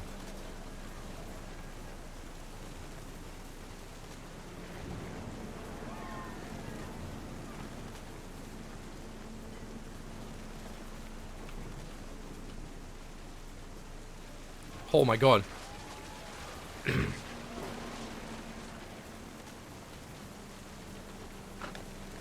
Oh my god.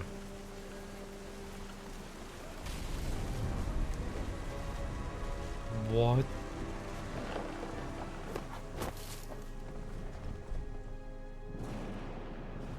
I wish that I could truly say I thought about you on that day. Out there on the beach alone, just you, the wind, the sea, and foam. But I didn't. Until we found you.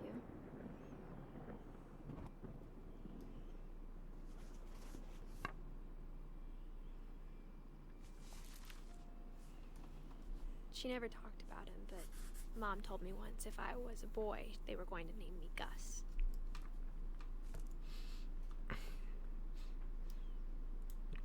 Damn.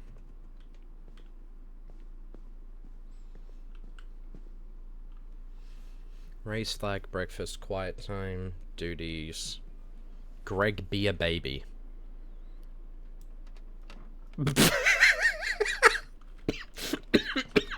I mean, yeah, that's not wrong. Mom moved up to the loft. That's kind of what babies do. You're not wrong. At the time, it was as far away as she could get. Dude, imagine if you were like angry and just wanted to go to your room and you had to climb up this bullshit. I'd be so pissed. Okay, this is actually kind of stylish though, never mind. She spent a summer building houses in Calcutta, where she met my dad. Your shoes are untied. Well, joke's on you, I'm not wearing shoes. Okay. Religion was another thing my mom never talked about, but I think it helped her a lot after her dad died. Hey, Strawberry.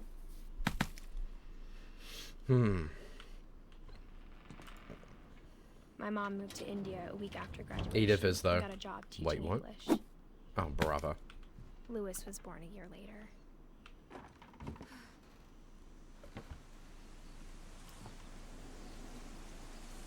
Milton Finch, the one that we didn't see was dead or not. They had a gravestone, but no death toll, so When my they're dad died, still missing. I don't think Mom knew where else to go. I'm sure Edie was happy to have her back. And to see kids in the house again. Milton's the only one not confirmed. I've seen what I need to say. Thanks for confirming for me, Fortsy. Wait, what? The house had to get a little bigger, but Edie was used to that. Is this someone's room? Or... Whoa, they had their own school? And for a while, things were good. Almost normal. What? That's so cool. But it didn't last. Oh.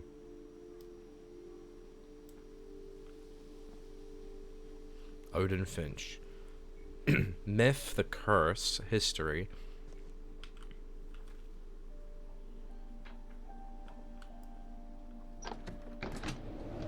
The beginning of the end was Milton's 10th birthday, when Edie gave him a castle.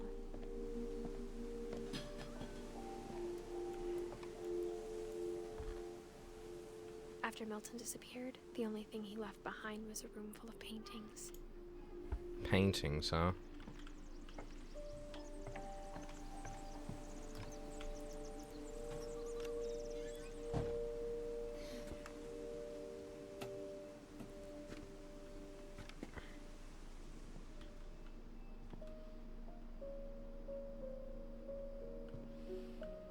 Dude, I can already tell exactly how this smells like. Like, this room would definitely smell like just pure paint. Oh, that would be horrible. I like the smell of paint, like, you know, in small doses, but like a whole room that just smells like paint? No, thank you.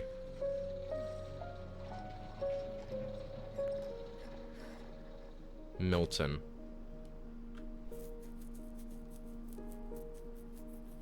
Whoa. Wait, that's actually fire. That it looks so cool.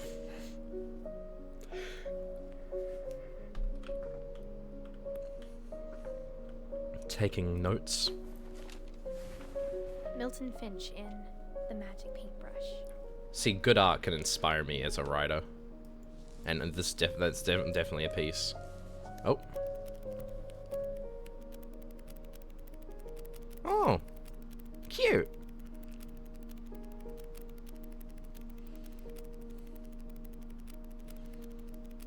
It's a flip book. It's a flip book in a flip book. They drew the door. The D-O-R-E.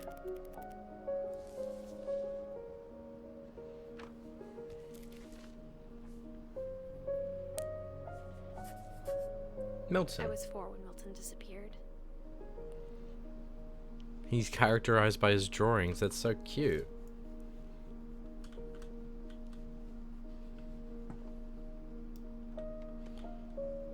Historic American newspaper now available. Turning point in history.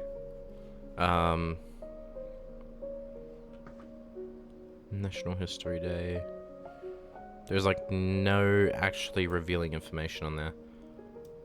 Bamboo shoots.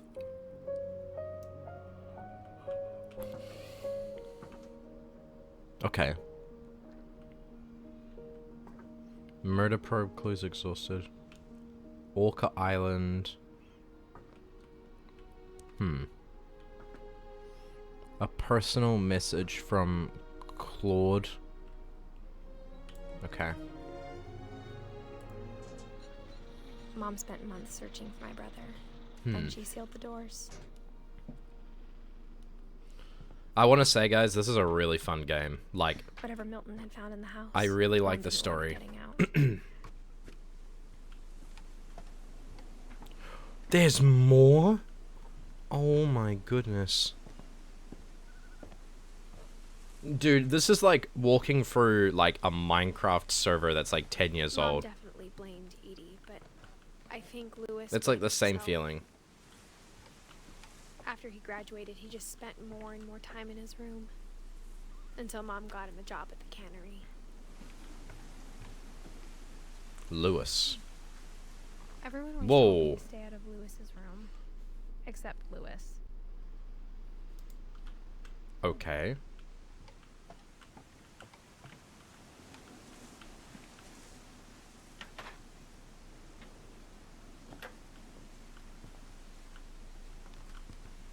I think I gotta go the other way. That's certainly a comparison. Genuinely, it's what it reminds me of. Do I need a...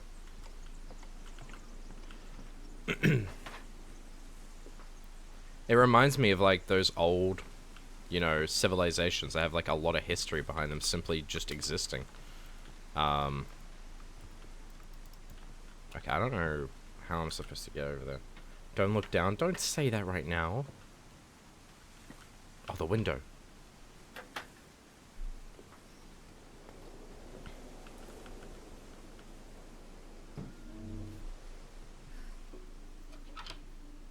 Bro, it's a boat. This is literally a boat. There is a boat built into the house. Room smelled very, very familiar. That part Wait, of him I didn't mean to walk out, bro. Okay. Back can we go? Okay. Did they have like... There had to be like a chameleon or something in there. Oh. He was so proud of being Indian. I think for him, it was a way to be something other than just a Finch.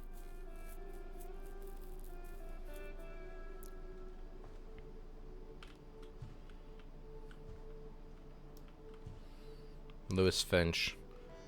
High school, Orcas Island Regional High School diploma to Lewis Finch. Diploma of something. Lewis and I spent a lot of time playing games together, but he was surprisingly bad at them. He Damn. died a lot. Holy shit, his TV's massive.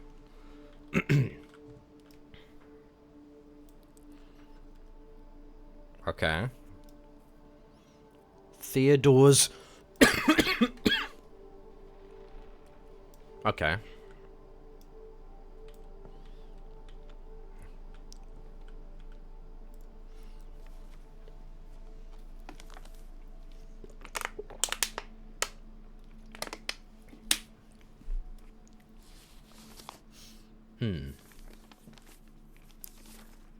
Dear Mrs. Finch, as Lewis's psychiatrist, I can understand your desire for an explanation.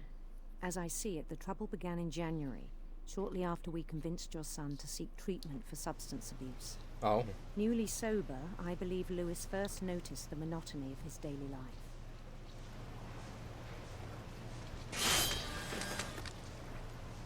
He kept working at the cannery, but he withdrew part of himself. In our sessions, I saw the same behavior.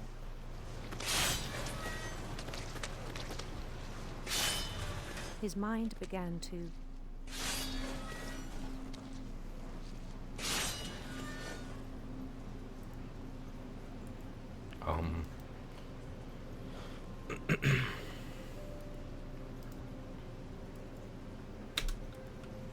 wander. Whoa. I asked him to describe it. This is literally how it feels, though. He said he started small, imagining a labyrinth. He'd feel his way about. Then something moved. Bats. And toads.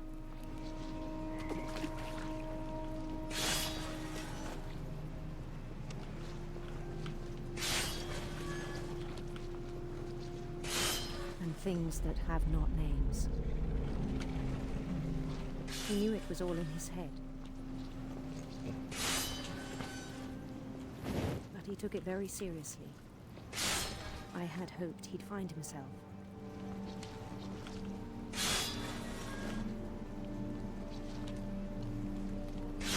But he found something more.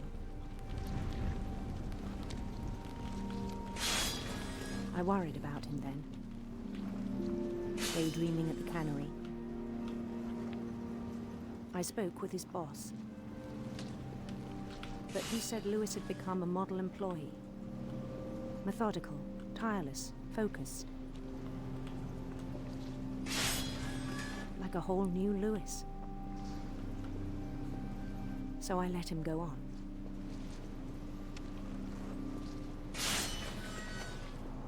Oh, man. I even encouraged him. It seemed very promising at first. He told me he'd made a new friend.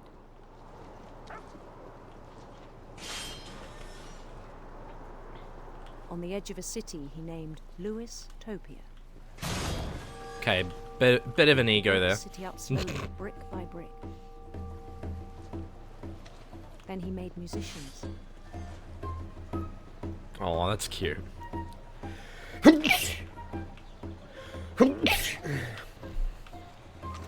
And songs for them to play. Thank you. He talked about starting a band. Thank you, guys. And he was always humming something. Yeah, Every day his imagination grew stronger. This is a bit real for me. He no longer spoke at the cannery. I feel like this is a bit real for most people, to be honest. But his chopping was as reliable as ever. Then one day it struck him that all the cheering crowds, even the stones under his feet, were all in his imagination. So he could do whatever he wished.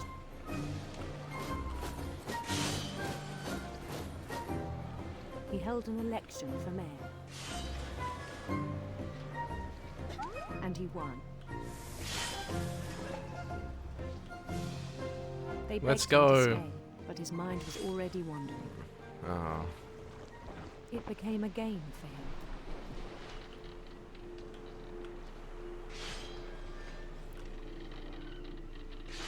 He'd conquer a city, then immediately push on.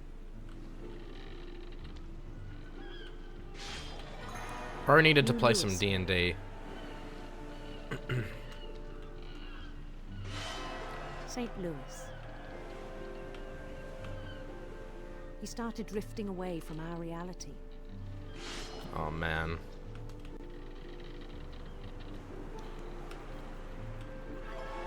Minneapolis. Until one day he forgot to go home from the cannery. Even as his mother pleaded with him, part of Louis kept sailing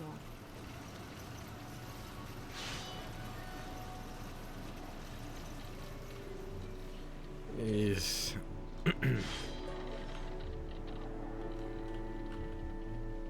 In Lewisburg, he heard rumors of a... Wait, a beautiful prince or a handsome queen? Handsome queen? Yeah. A handsome queen. Awesome.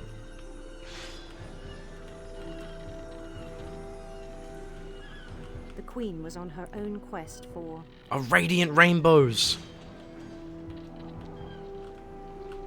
Radiant rainbows. Yeah!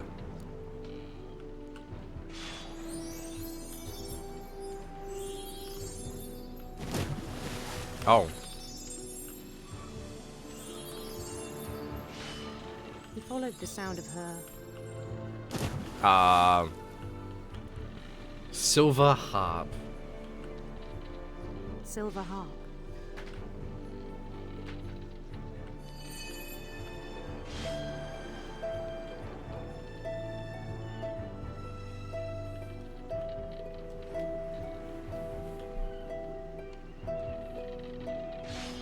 His chase led him to a golden palace east of the sun and west of the moon.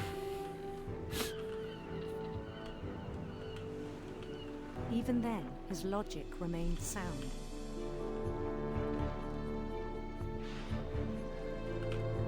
He knew the world was all in his imagination.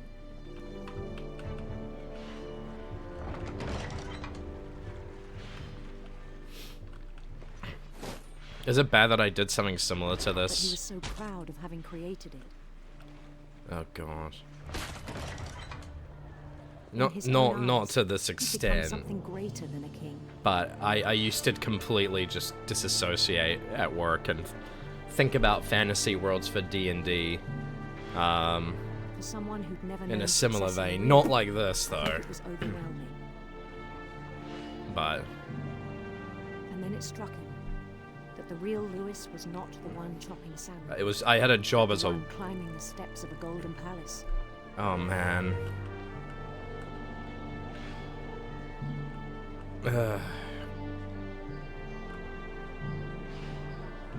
My imagination is as real as my body, he told me. It was hard to argue with him. Yeah, this is extreme. What? Is this him leaving work?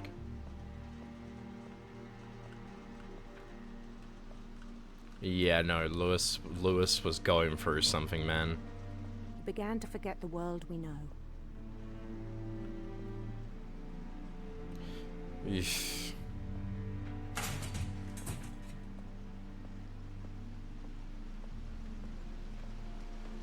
I think it pained him to remember Louis, the cannery worker.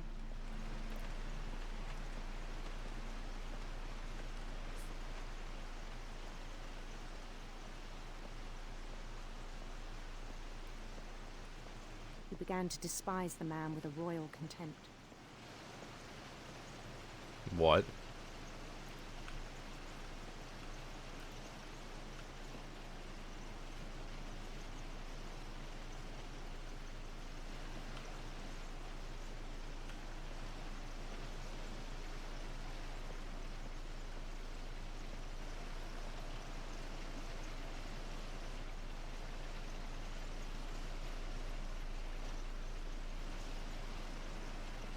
I still thought I could save him.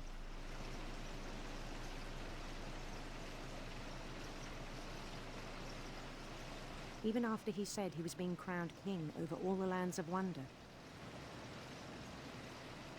Oh man. Oh man. Lewis. The palace would be packed with his companions.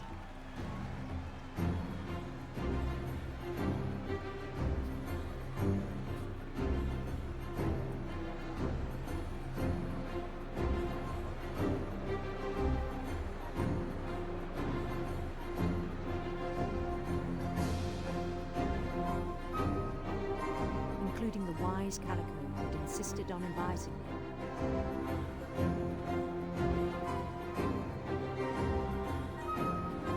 Molly! The cat!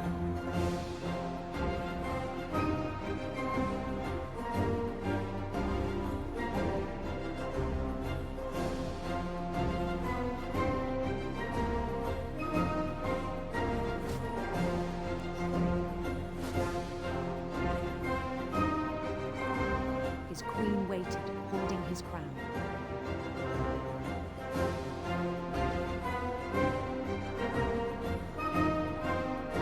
There was only one thing left to do.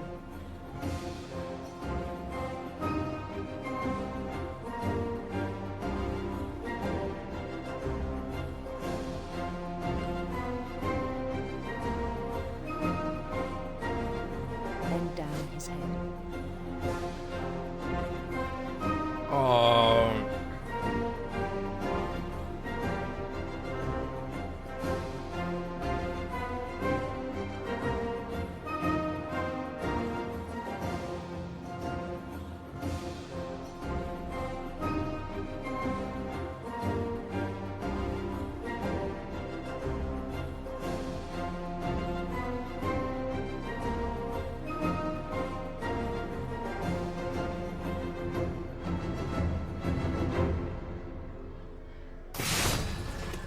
I think you know.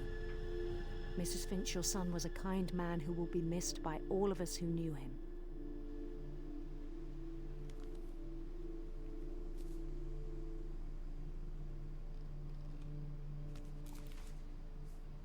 Man. My brother was really cool. I wish you could have met him. You see everyone trying to slice the fish hoping it'll help, but it just leads to that. Well, I knew that monotony was not helping him at all. Ugh. He was not.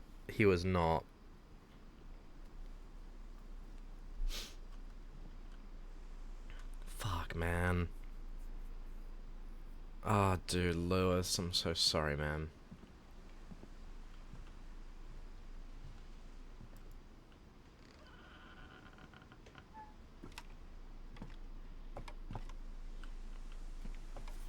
On the way back from Lewis's funeral, my mom told me to start packing.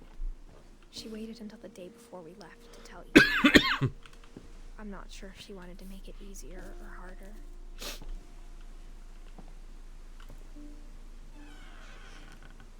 Oh, dude. I wish we'd stayed.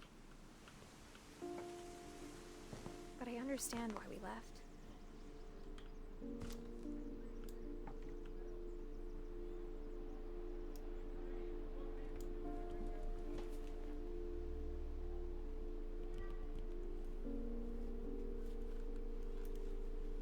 Hydrate. Okay.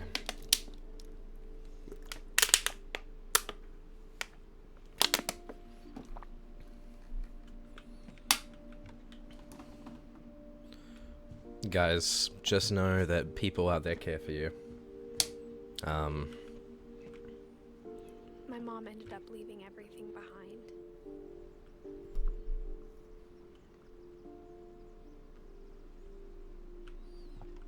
Yeah, thank you, Kato.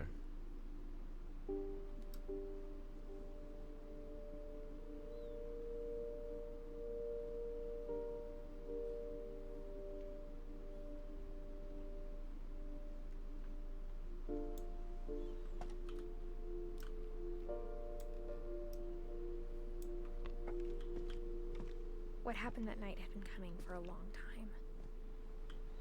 Maybe it should have come sooner.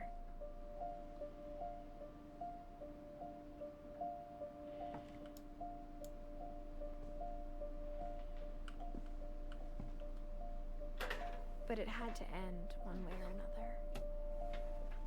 All that's left now is to tell you about that last night. Eve.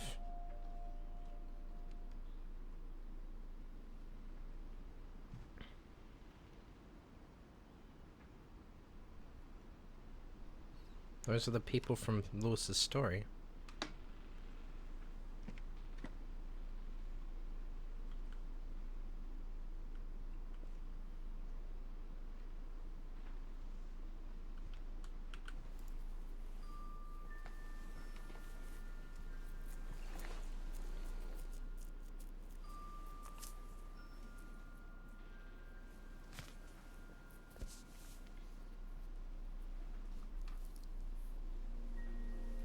Last day, Edie just watched us pack and didn't say a word.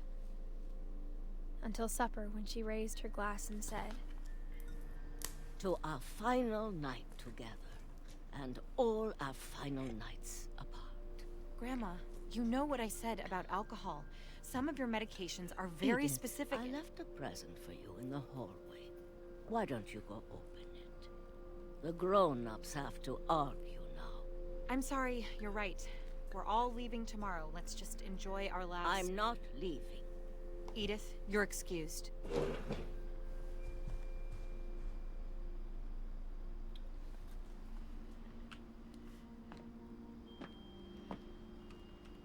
The power had been shut off that morning, but Edie always had plenty of candles.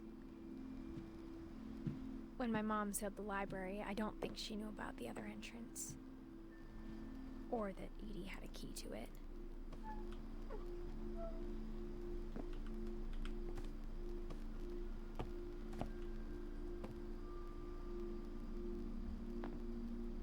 That thing you're afraid of isn't going to end when you leave the house.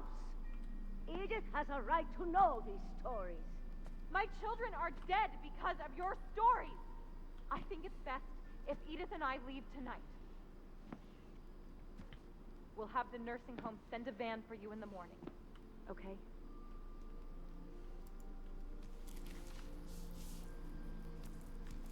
Dear Edith, there's so many stories I wish I could tell you, but there's only time for one. This is about what happened on the night you were born. That night, the tide went way, way out.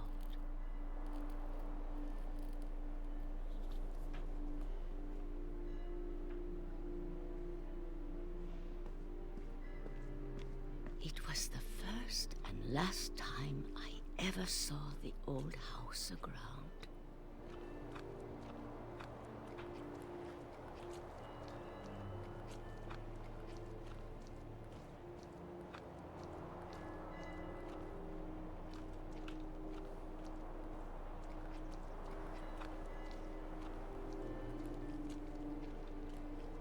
There'd been an earthquake out in the middle of the ocean. They called it the lowest tide in 1,000 years. God, it smelled awful.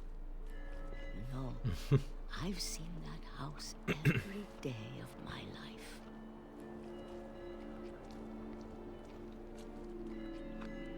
But I never thought I'd go back to it. When the fog rolled in, I lost my way.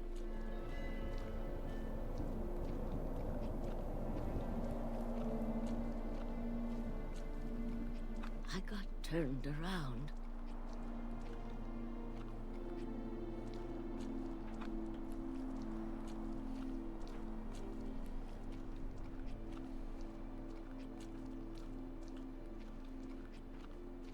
For a while, I wandered. I started seeing things.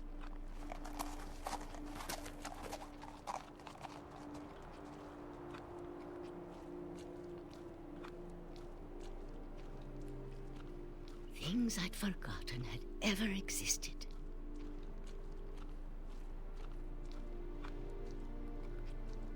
when I saw them, they felt like old friends. That night, a lot of things came back to me. Or maybe I came back to them.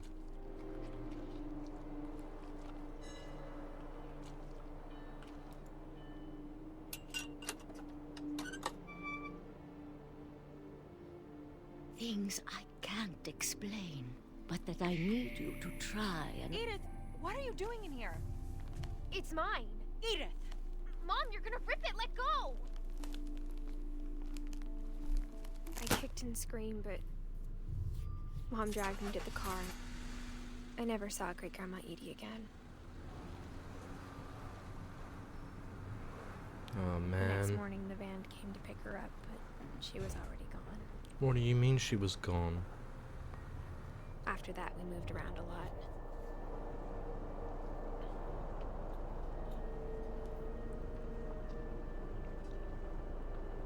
We both tried to make the best of it.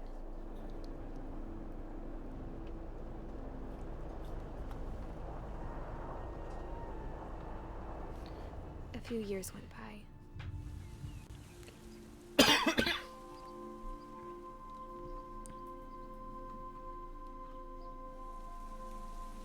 My mom didn't like to talk about it. But she started getting sick a lot. Hello, Ninny. The rest happened pretty quickly.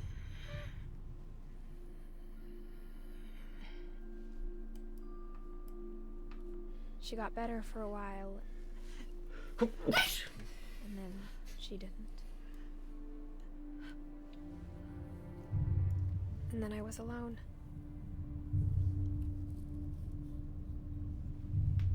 The last Finch left alive. Thank you, guys. Until I found out about you. I'm still not sure what to tell you about all this. If we lived forever, maybe we'd have time to understand things. But as it is, I think the best we can do is try to open our eyes. Man. And appreciate how strange and brief all of this is. This journal was supposed to be for you. But now I hope you'll never see it. I just want to meet you. And tell you all these stories myself. But I guess if you're reading this now, things didn't work out that way. It's probably their baby. The heartbeats. This is where your story begins. I'm sorry I won't be there to see it. It's a lot to ask, but I don't want you to be sad that I'm gone. I want you to be amazed that any of us ever had a chance to be here at all. Oh, man. Good luck.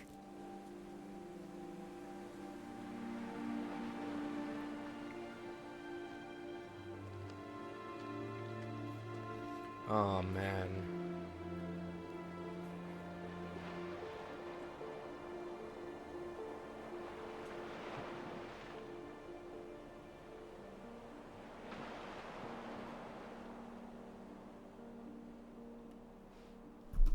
What the fuck? Oh, dude.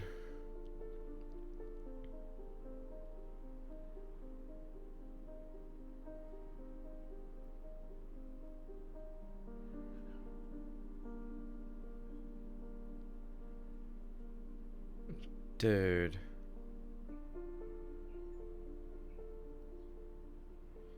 The end of everything. Finish all stories. Achievement unlocked.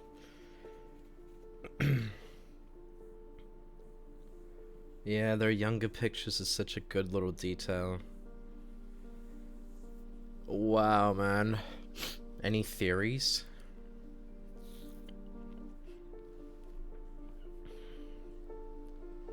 I'm just taking it in, I suppose.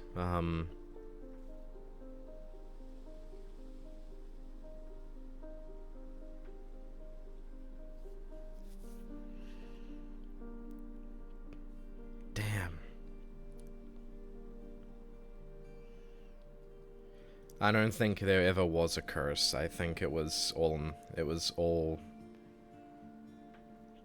propagated forward by fear and paranoia combined, which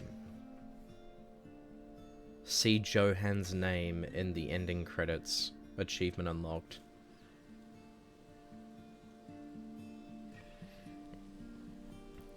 I think the trauma continued to cycle through until eventually Edith ended up breaking the trauma and breaking the cycle, thanks to their mum, of course, for moving away.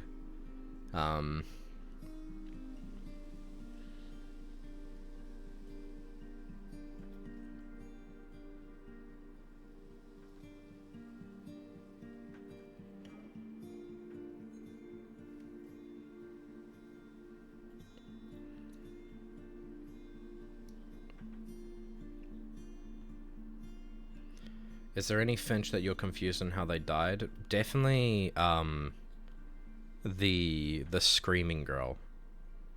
Some of them are obvious. Some of them are definitely harder to tell. Barbara, yes.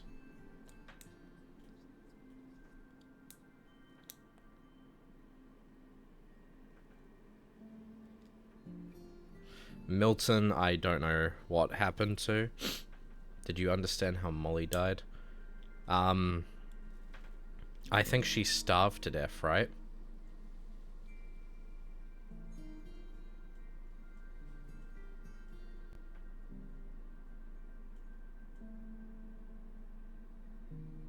Yeah, she ate the berries and poisoned herself, yeah. Yeah, I ate the holly. It's toxic. Makes sense. I didn't know if those berries were toxic or not.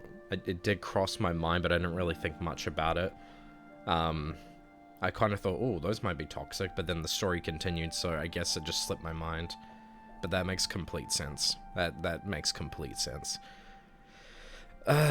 Dude.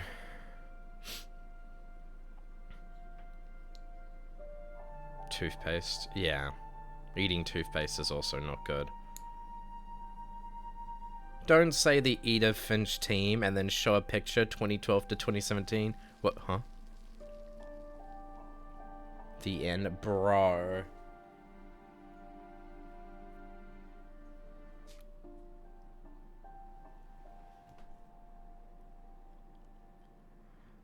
That was a good game. Bam. Rue, thank you for resubscribing for 2 months. Let's go. Thank you so much. Oh my god, dude. There's a theory that maybe she was killed by her boyfriend or by rabid fans.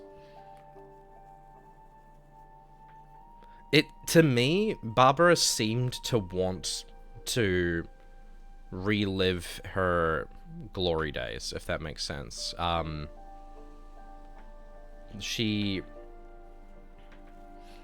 It would honestly make sense to me if she accidentally fell off the balcony herself, and in self-delusion and the way it was written was rewritten in a completely different way.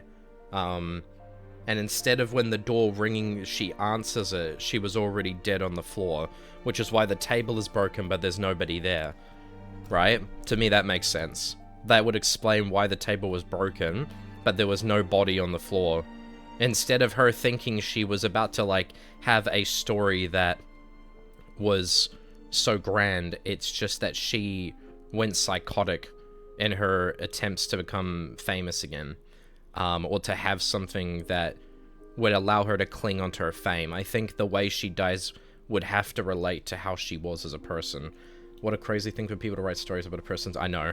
The fact that all the deaths are easily explained is caused by neglect, but Edie liked portraying it as fantasy and blamed it on the curse instead of the family's own flaws, which created a chain of deaths caused by neglect and delusion. Yeah. Yeah. Yeah.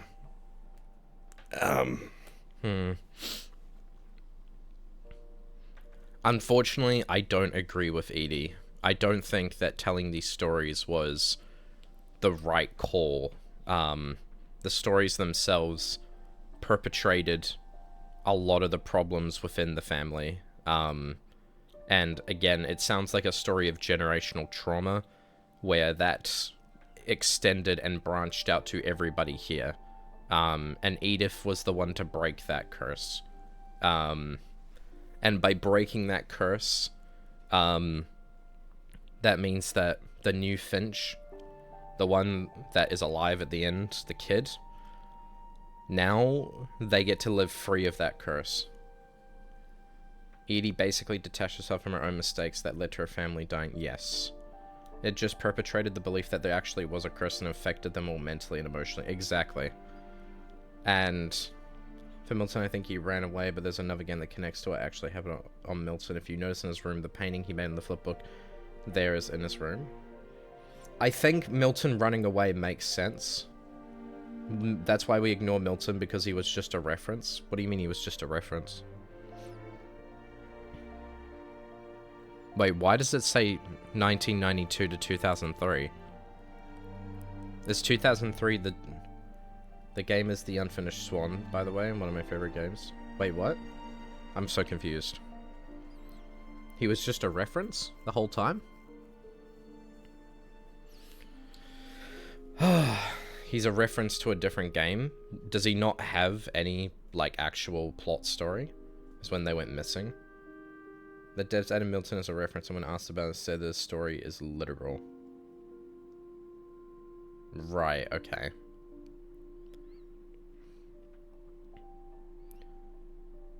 Technically, Edith's son isn't the last Finch if you connect the lore. Right. Milton's character was added as a fill-in to link projects between Edith Finch and Giant Sparrow's other game. That's fair. That's fair. Again, they can do whatever creatively they want to do.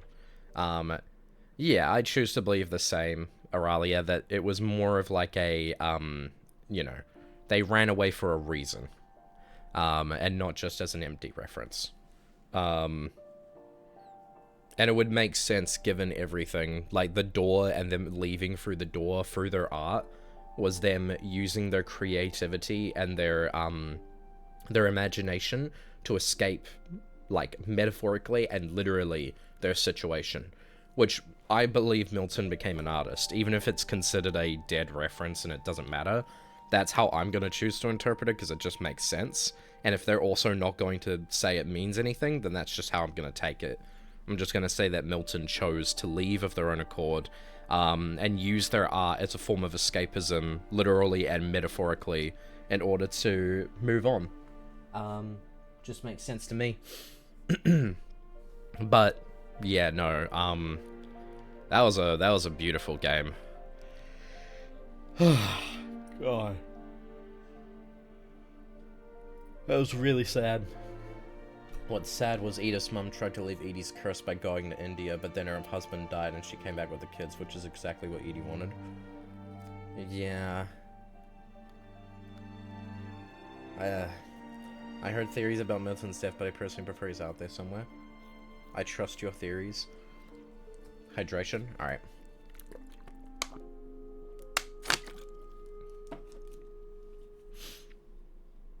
I think... Again, this all started with Odin. And for an entire 100-year period, people were cursed by it. And one detail I really appreciate is that Edith was born in 1999, right? It's almost as if they're saying that it's all left in the past. Because if she, you know, was like 2000s above, right? Like, to me, it's actually very nice and symbolic that they're born in 1999, because they're leaving it in the 19th century. They're leaving it in the past, rather than bringing it forward into the 2000s and beyond. Quite literally, the new era, and leaving that trauma behind, which I think is a really cool little detail that I choose to believe is intentional, and I think that's pretty cool. It's impressive they managed to collect the stories of everyone. Yeah.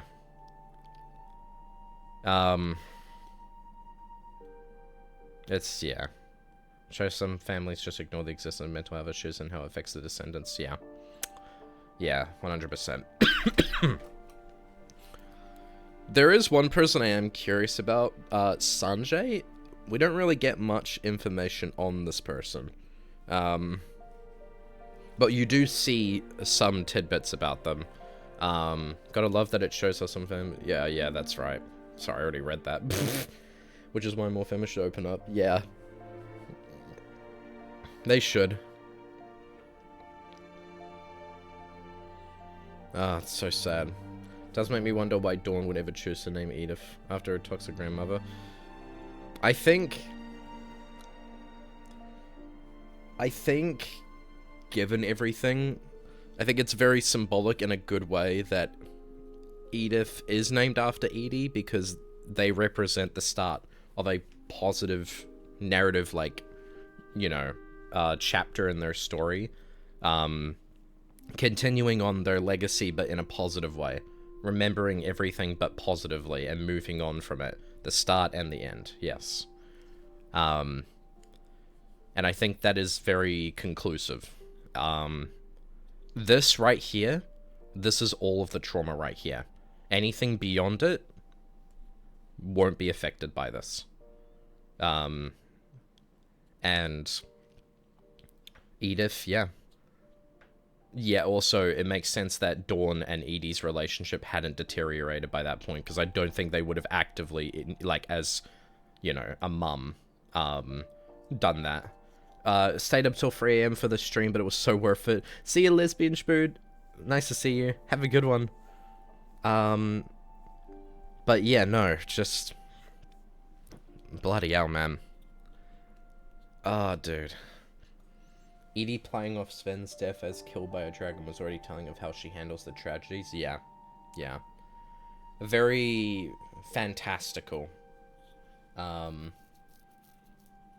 the reality was far less,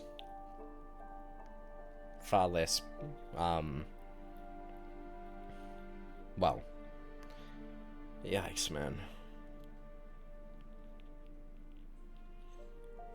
I would definitely say, I think the one that is the most tragic is Gregory's, alongside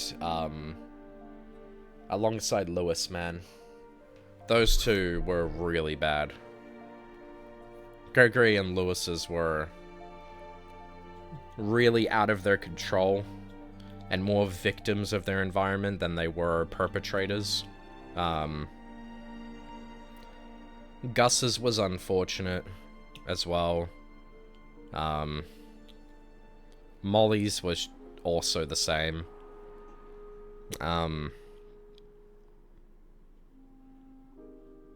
Jesus, man.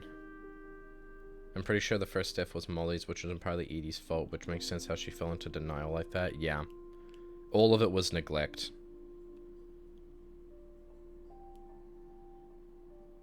Molly's death. I need to go now. I have to hang some laundries, but that was a good stream. Spy, Fortsy, and Kiwi. See you, Kiwi. Thank you for coming. The way the stories made the family more famous, which then fueled the fear because more people believed it. Yeah. It is denial that perpetrated itself in the form of fantasy stories that continued to worsen over and over again. And that's really sad. And by perpetrating these stories forward, yikes. Damn. Hey, you know. No, you know. Molly was already starved by her own mother. She was bound to die, even she hadn't poisoned herself. Yeah. It was Edie's fault. Notice how Molly killed her mother bunny? It's the way she kind of sees her mum in the way that she doesn't really care about her. She's so young to really figure it out that there is neglect. Yeah. Fortsy, this is why I fuck with you. I love your input on games. Oh, thank you, Lunacy. I really appreciate that. Thank you.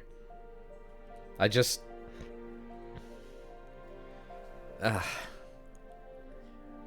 genuinely think that Edie perpetrated so many of the problems within this, this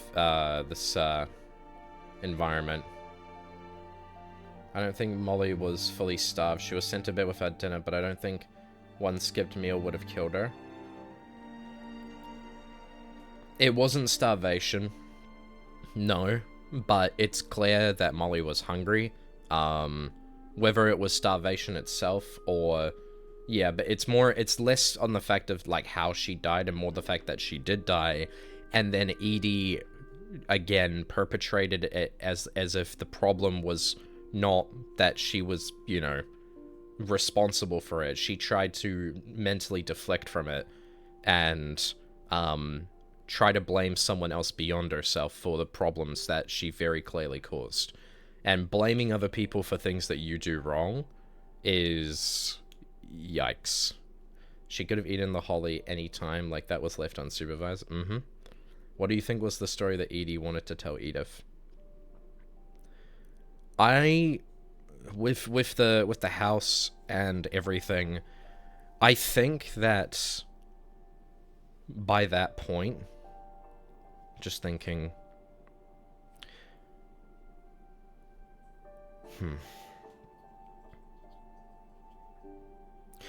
I think that it all, at the end of the day, comes back to... I think that the house's meaning wasn't important. Like, the actual... what was inside the house wasn't important. I think that what Edie was doing was...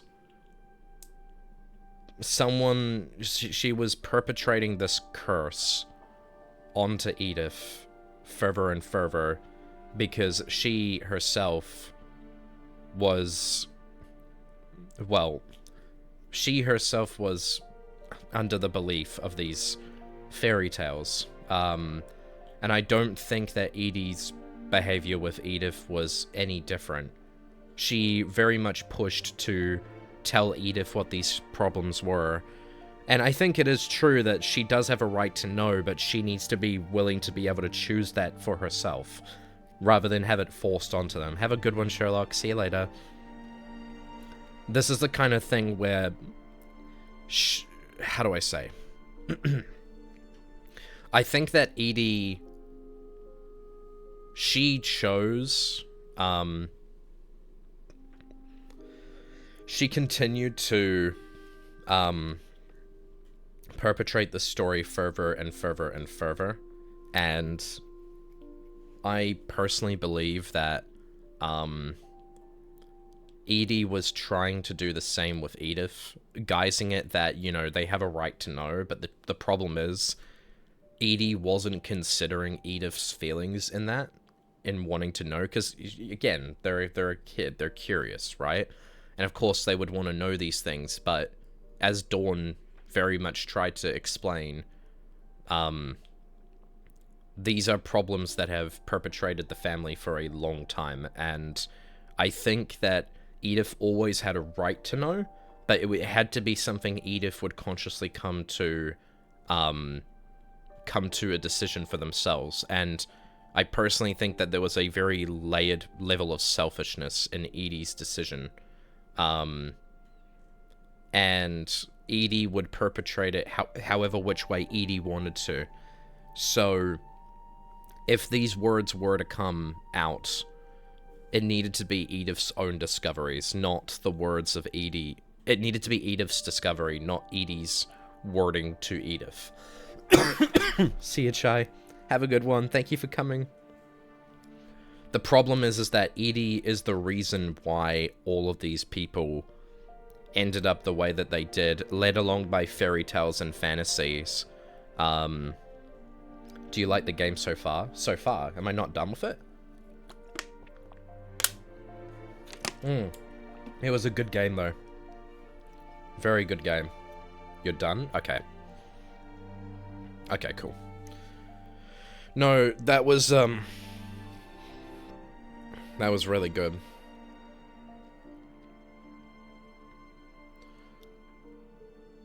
The problem is that... oh, dude. Edie was working on Lewis's memorial before he even died. This was her whole thing. Yeah, and that's another thing. Do you guys remember Milton's grave? Milton wasn't even dead yet. It wasn't even confirmed that Milton was dead.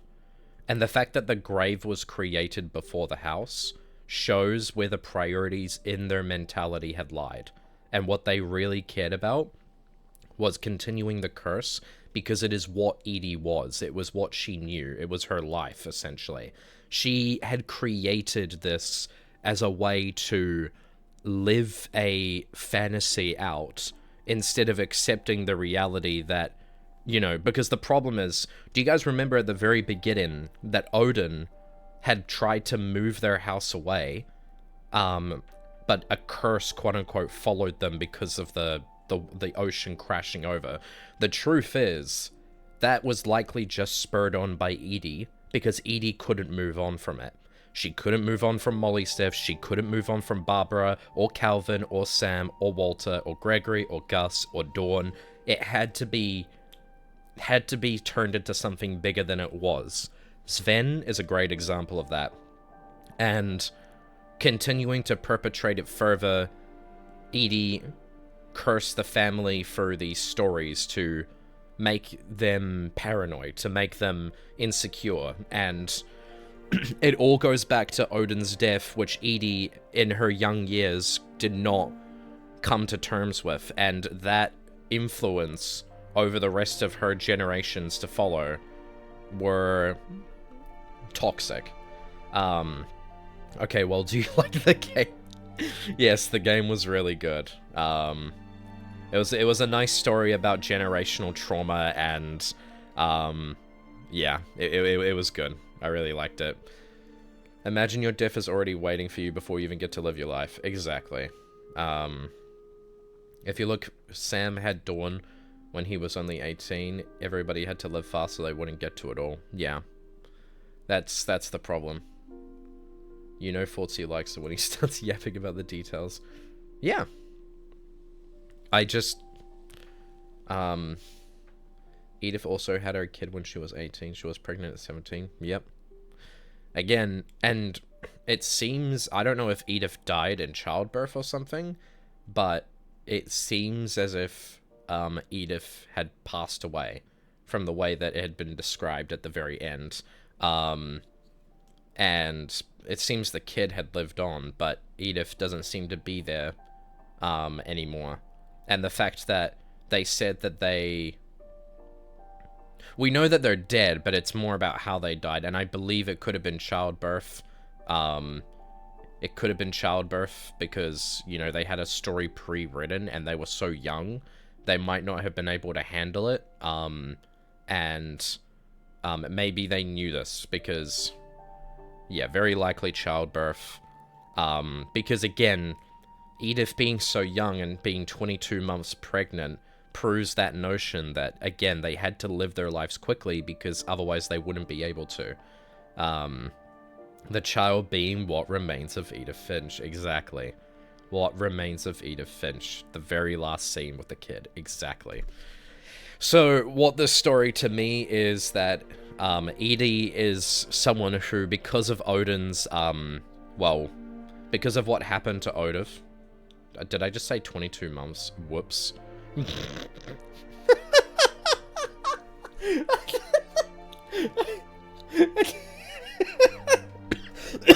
Oh my god. Holy shit. I did not mean to say 22. Whoops. I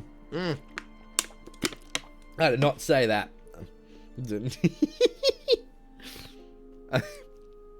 Fortsy has lost the passage of time.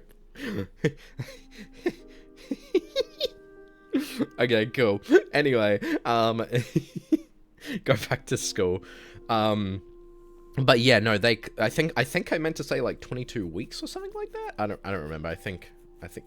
Wait, you've reached that part where her child got the diary? Yeah, no, I finished the game, or at least I think. So anyway, yeah, weeks. I think that's what she said in the game. 22 weeks pregnant, not 22 months. Anyway, no, like, it's a really tragic story. where one story after the other continue to create problem after problem after problem. And because, again, because of Odin's death, Edie, along with Sven, tried to move on, but it doesn't seem like Edie was actually willing to move on. She propagated Odin's death as a legend, right?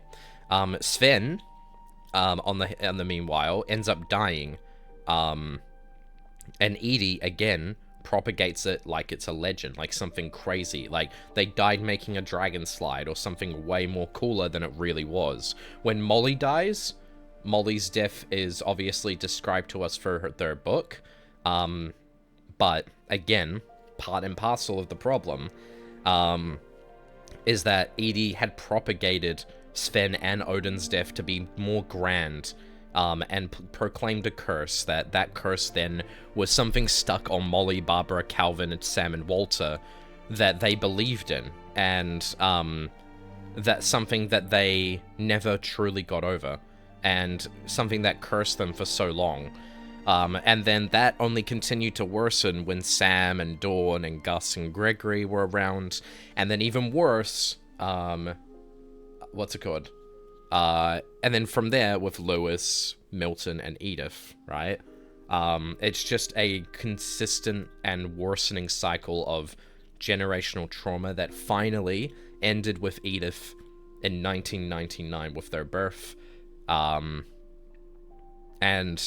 I think there is something naturally symbolic about them claiming that the tide had lowered that day upon the house that had, you know, disappeared off into the distance enough that they could apparently walk over to it. Whether that story is true or not, what that proves is that Edie, right?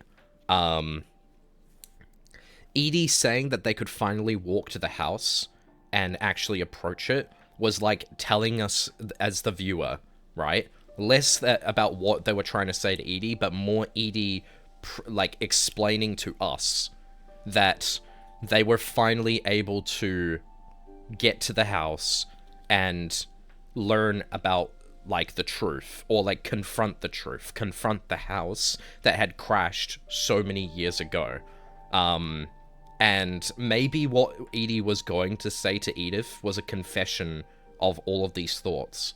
Something that tied everything together, and tied together all of the thoughts about everything that had happened through Edie's life up until now, so Edith would not have to continue that story. And maybe it was a confession of Edie's final feelings, because again, it would explain why the day that Edith was born, Edie was able to approach the tide, approach the house, as if confronting the thing that caused all of these problems with Odin in the first place. I don't know. That's my thoughts. It makes sense, because it then explains the connection between Edith and Edie, right? And it also relates to the themes of the story. So, thumbs up. Good read of the media. Thank you. Nah, it's Fortsy's fault. That's my theory. Damn. Okay. Yep. Actually, this was all my fault, guys. I apologize. It was all my fault. Edie seeing that the tide is low enough to reach the house and then seeing things from the past makes me think that her being reminded of the actual things that happen, all while rapping in some sort of fantastical way. Well, yeah, because again, Edie described it as if she was walking towards the house and remembering things from the past. It's as if Edie was confronting the reality and looking back at everything in her life that had happened up until that point. Things that she knew she was responsible for, but wasn't willing to admit to herself. And these are the result of her coming to that realization with Edith coming into the world.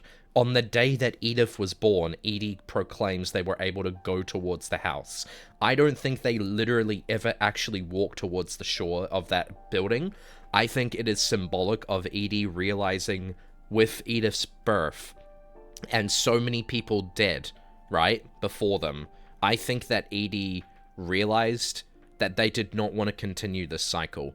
And I choose to believe that by this point, after so many people, Edie was willing to move on from what had happened and wanted to tell Edith that, but Edith didn't need to hear it from Edie, because, again, their mum pulled them away.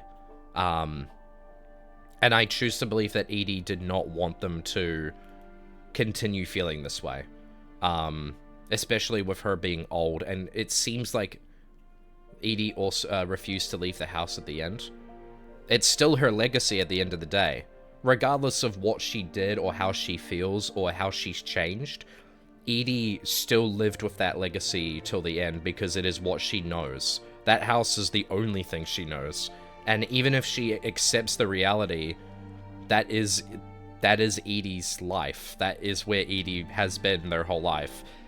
And Edith moving on from that is something that Edie doesn't seem to ever have a problem with. It's never brought up as an issue, because that's probably how Edie felt wanting to let Edith know about these things. Because, again, what is the one story that could tie together everything that Edie would want to tell Edith? That, I think, is incredibly telling about how Edie feels. The fact that she was confronting her past and all of her personal feelings from the past, I think is telling that Edie did regret everything that she had done. And in a way, even if she described it as a fantastical journey, she was finally confronting her personal thoughts about everything that happened. She believed that the curse was real her whole life, and yes, she died with it, but the truth is, Edie, I think, sadly, regret doesn't fix any of the trauma. No, absolutely not. But Edie didn't put that onto anybody else at the end of her life there.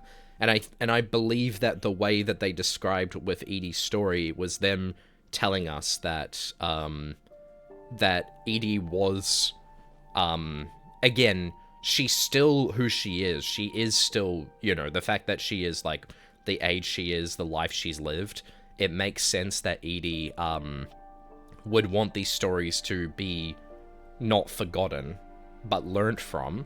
But the way that she described going towards the house implicates that she does regret what she's done.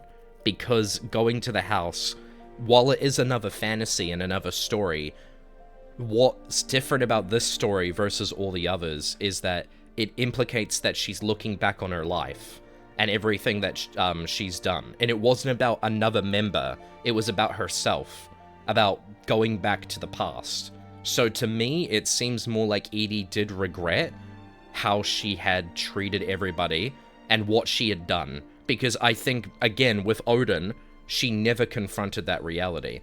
And I think she, in that story, was finally confronting her ghosts. Everything that had happened to everyone. She continued to tell stories as if it wasn't true. But I think with the end of her house, with the end of her life, with the end of her story, there was nowhere else for her to go, so of course she's going to stay there. But at the same time, yes, it is true that it was her fault. But she isn't going to leave that behind either. I think she finally came to the realization that she wanted to die with herself. And she wanted Edith to know that, because Edith was part of a new generation that would move on and live their life free from all of these problems. That's my analysis of this story.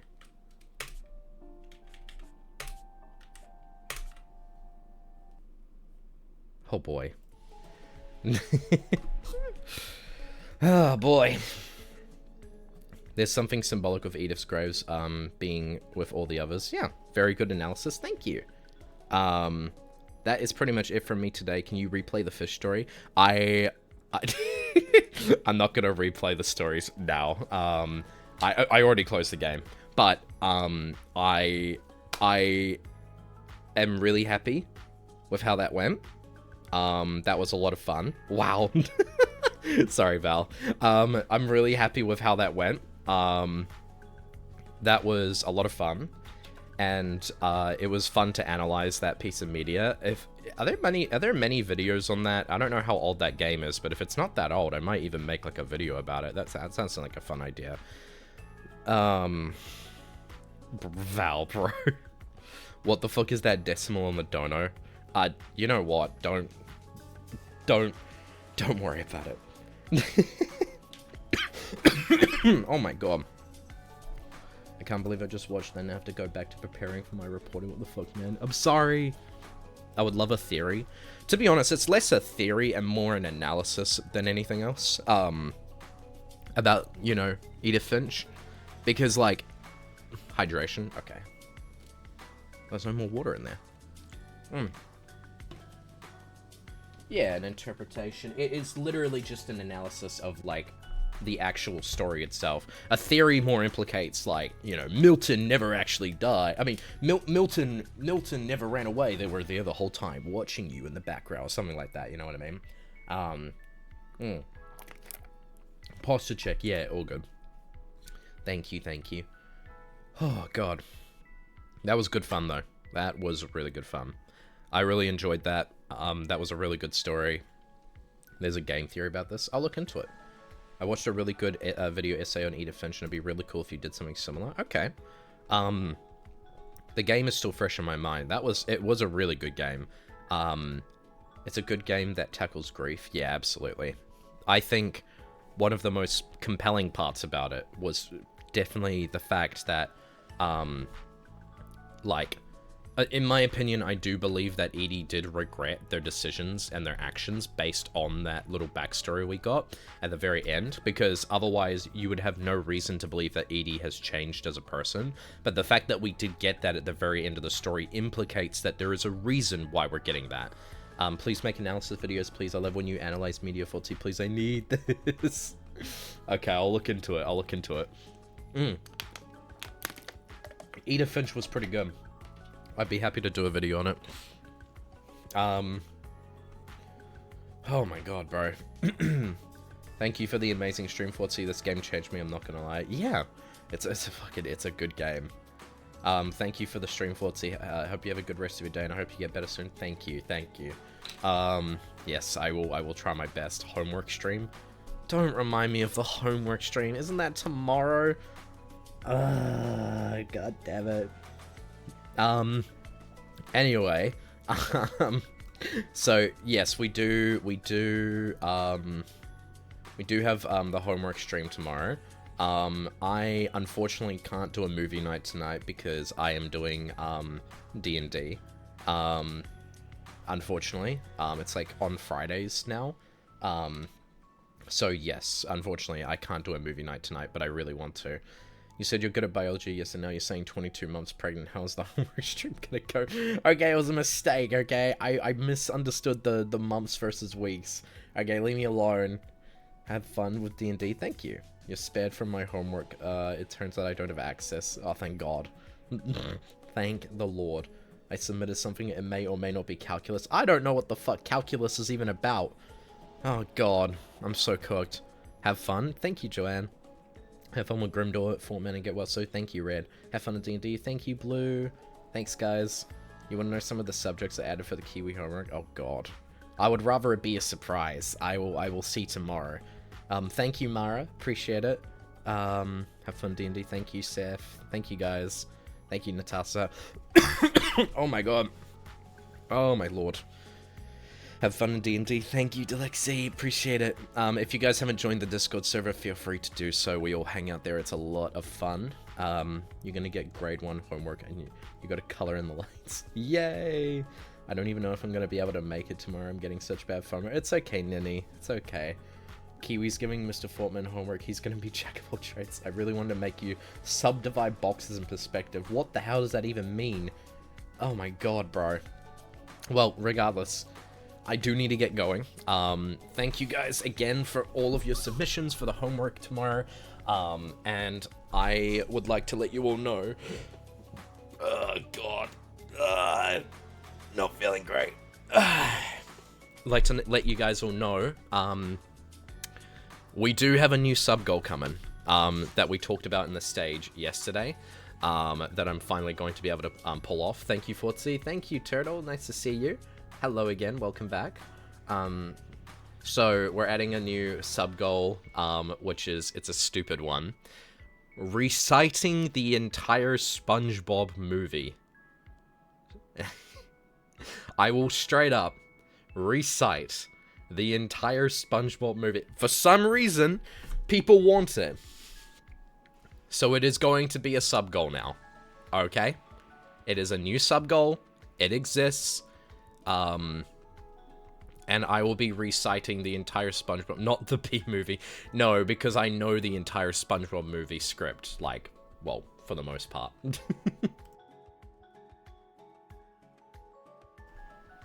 So, yeah, it's like 92% memorized.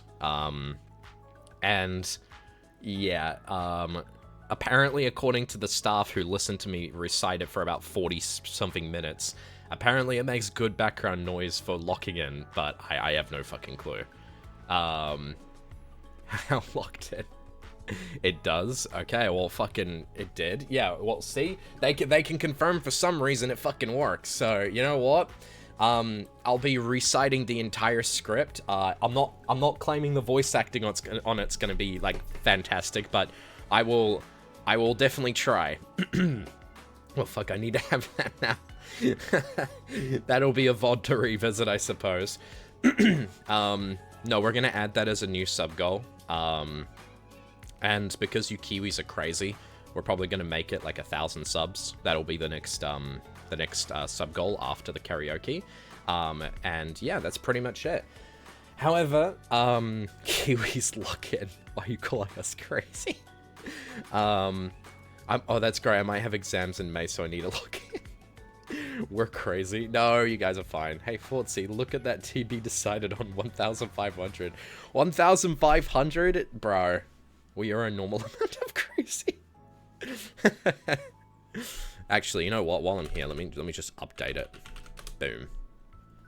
You know, just so I don't forget to. Do you want it there? Yes, Precious. That would be great. Thank you. That would be fantastic. See you guys. I should head off.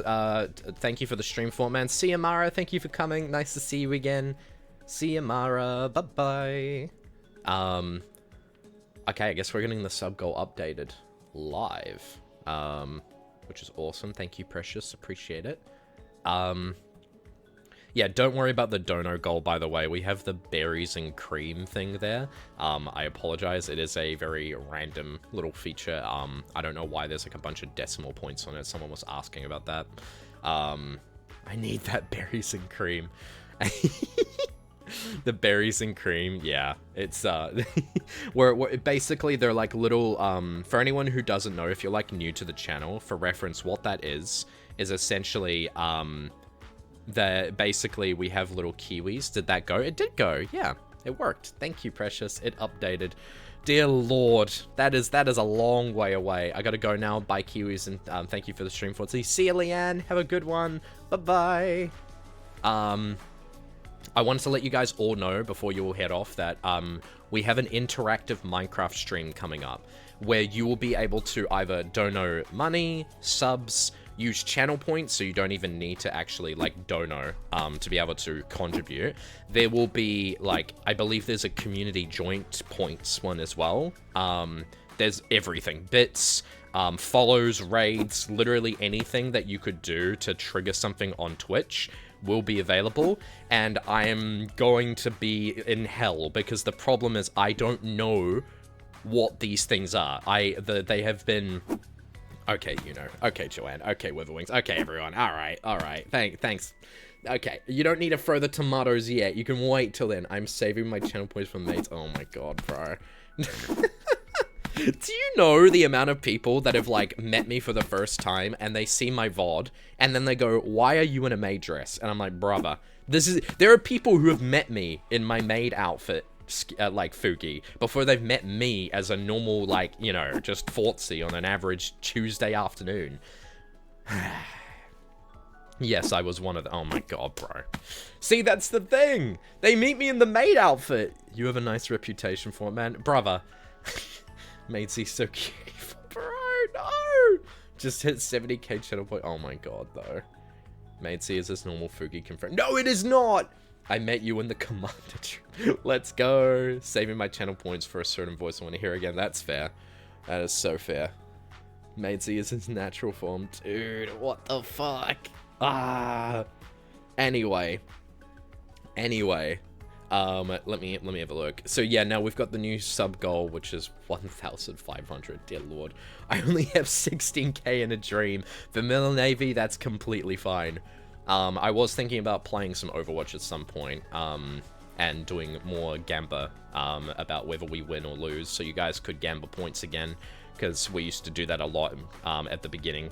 So, if people wanna, don't even think about Overwatch. Dude, there are people that love the idea of Overwatch and people who hate the idea. It's crazy. Can't wait for interactive Minecraft. My 140... Okay. Seftus, were you planning to spend any of those? Like, before this? Hey, I'm new here. I joined from the Overwatch tag. Is there anyone here who actually met me through Overwatch? Wait, who's Fortsy's Overwatch main? I play everybody. But the one I've played on stream the most is Ball. Can I lie? No. Fuck no. Hell no. Dude, holy shit. Okay.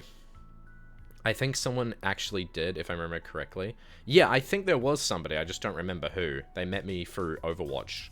But I don't remember who it was. Damn, everyone's saying, oh, holy shit. Yeah, I think someone did. Yeah. Yeah, it's Sun. Oh my god, bro. No, it wouldn't have been San. It wouldn't have been San. I don't think they're here right now. Yeah, that's fair. That's fair. Cal, maybe? Yeah, someone did. I don't remember who it was, but that's fine. No, it's San. Trust me, bro. Okay, anyway. It was cheap. Did you know I've literally never spent a single channel point? I've been here since day one. Thunder, how many points do you have? You've been here for 7 months and you haven't spent any point. That's terrifying. Wait, surely you've spent points here. Surely. Right? No, that's good. That's not good. 183. I never spend point. What? You could Maidsy me twice in a row nearly. Oh my goodness. What? It's just an ordinary viewer of the... Oh my goodness! Thunder! I like to hoard. It's the dragon instinct. Dude. Bro, I'm gonna get obliterated on Minecraft. No! Oh, hell no. For reference, depending on how you guys enjoy the interactive stream, we might be able to do it again. Depends on how much how well it goes, and how much people enjoy it. Surely will spend points during interactive Minecraft stream. Please don't. Please don't. I can't wait for that stream. You know, the scary thing is, guys, it's coming on Sunday. Like, the day after the homework stream. It's right around the corner. It's literally like 2 days away. This Sunday. Yep. It's right around the corner. The only reason you don't know about it is because obviously the schedules get posted on Saturday, right? So for me, it'll be on a Sunday. For you guys, it'll be on a Saturday if you're like in America or whatever. I'm so ready to spend all my points. I'm gonna be hanging out with friends in real life. Clutch has said no. I will remember my Twitch recap from last year on Overwatch was my top category because of Fortsy. Wait, no, I'm busy. No. Oh, no. Well, I'll be going for a bit. I need to lock in for my thesis, bro. What the hell? I'm sorry, guys. Is the goal beating the Ender Dragon? You know what? I mean, yeah. I mean, sure. Sure, I mean, yeah. Or until I give up. Because I probably will at some point. I probably will, I'm gonna be real. Did you just say yeah? I will, I think your goal will turn into a Fortsy can survive. Well, there has to be an actual goal. So yeah, we could say beating the Ender Dragon. Let's do that. If we can't win, if we can't beat the Ender Dragon, then it's just how long we survive. Ooh. How about... Ooh. Okay, that gives me some ideas. I will scheme behind the scenes. And on the day, I will let you guys know. But it should be beating the Ender Dragon. But it might be something different. Like, I don't know, like finding diamonds and like collecting diamonds or something. Or maybe multiple goals. I don't know. But yeah, no. Sending you to the warden. The warden. Bro, I know there's a warden in there. Because that was like the one thing I saw when I was looking at the list, and then I was peeking my head in. I was like, hey, "What's going on?" And then I accidentally saw a warden. I looked at one point before I was told not to look. Okay, yes, it was at the very beginning, and I saw the warden thing, and I was like, "Uh-oh, scary." And then I never looked again, but I did see it. So I'm not sure you should add any how long you survive limits. I suspect you're going to die many times. Bro! We will change things, they may be worse. No! It was at the very beginning when they first started making it. They showed me like a long list of like all of the things. The only thing I remember was that there was a warden in there somewhere, but I don't remember anything. That's what you get for looking. No! Make it worse. Fuck! Can we get a death counter? Oh my god, bro.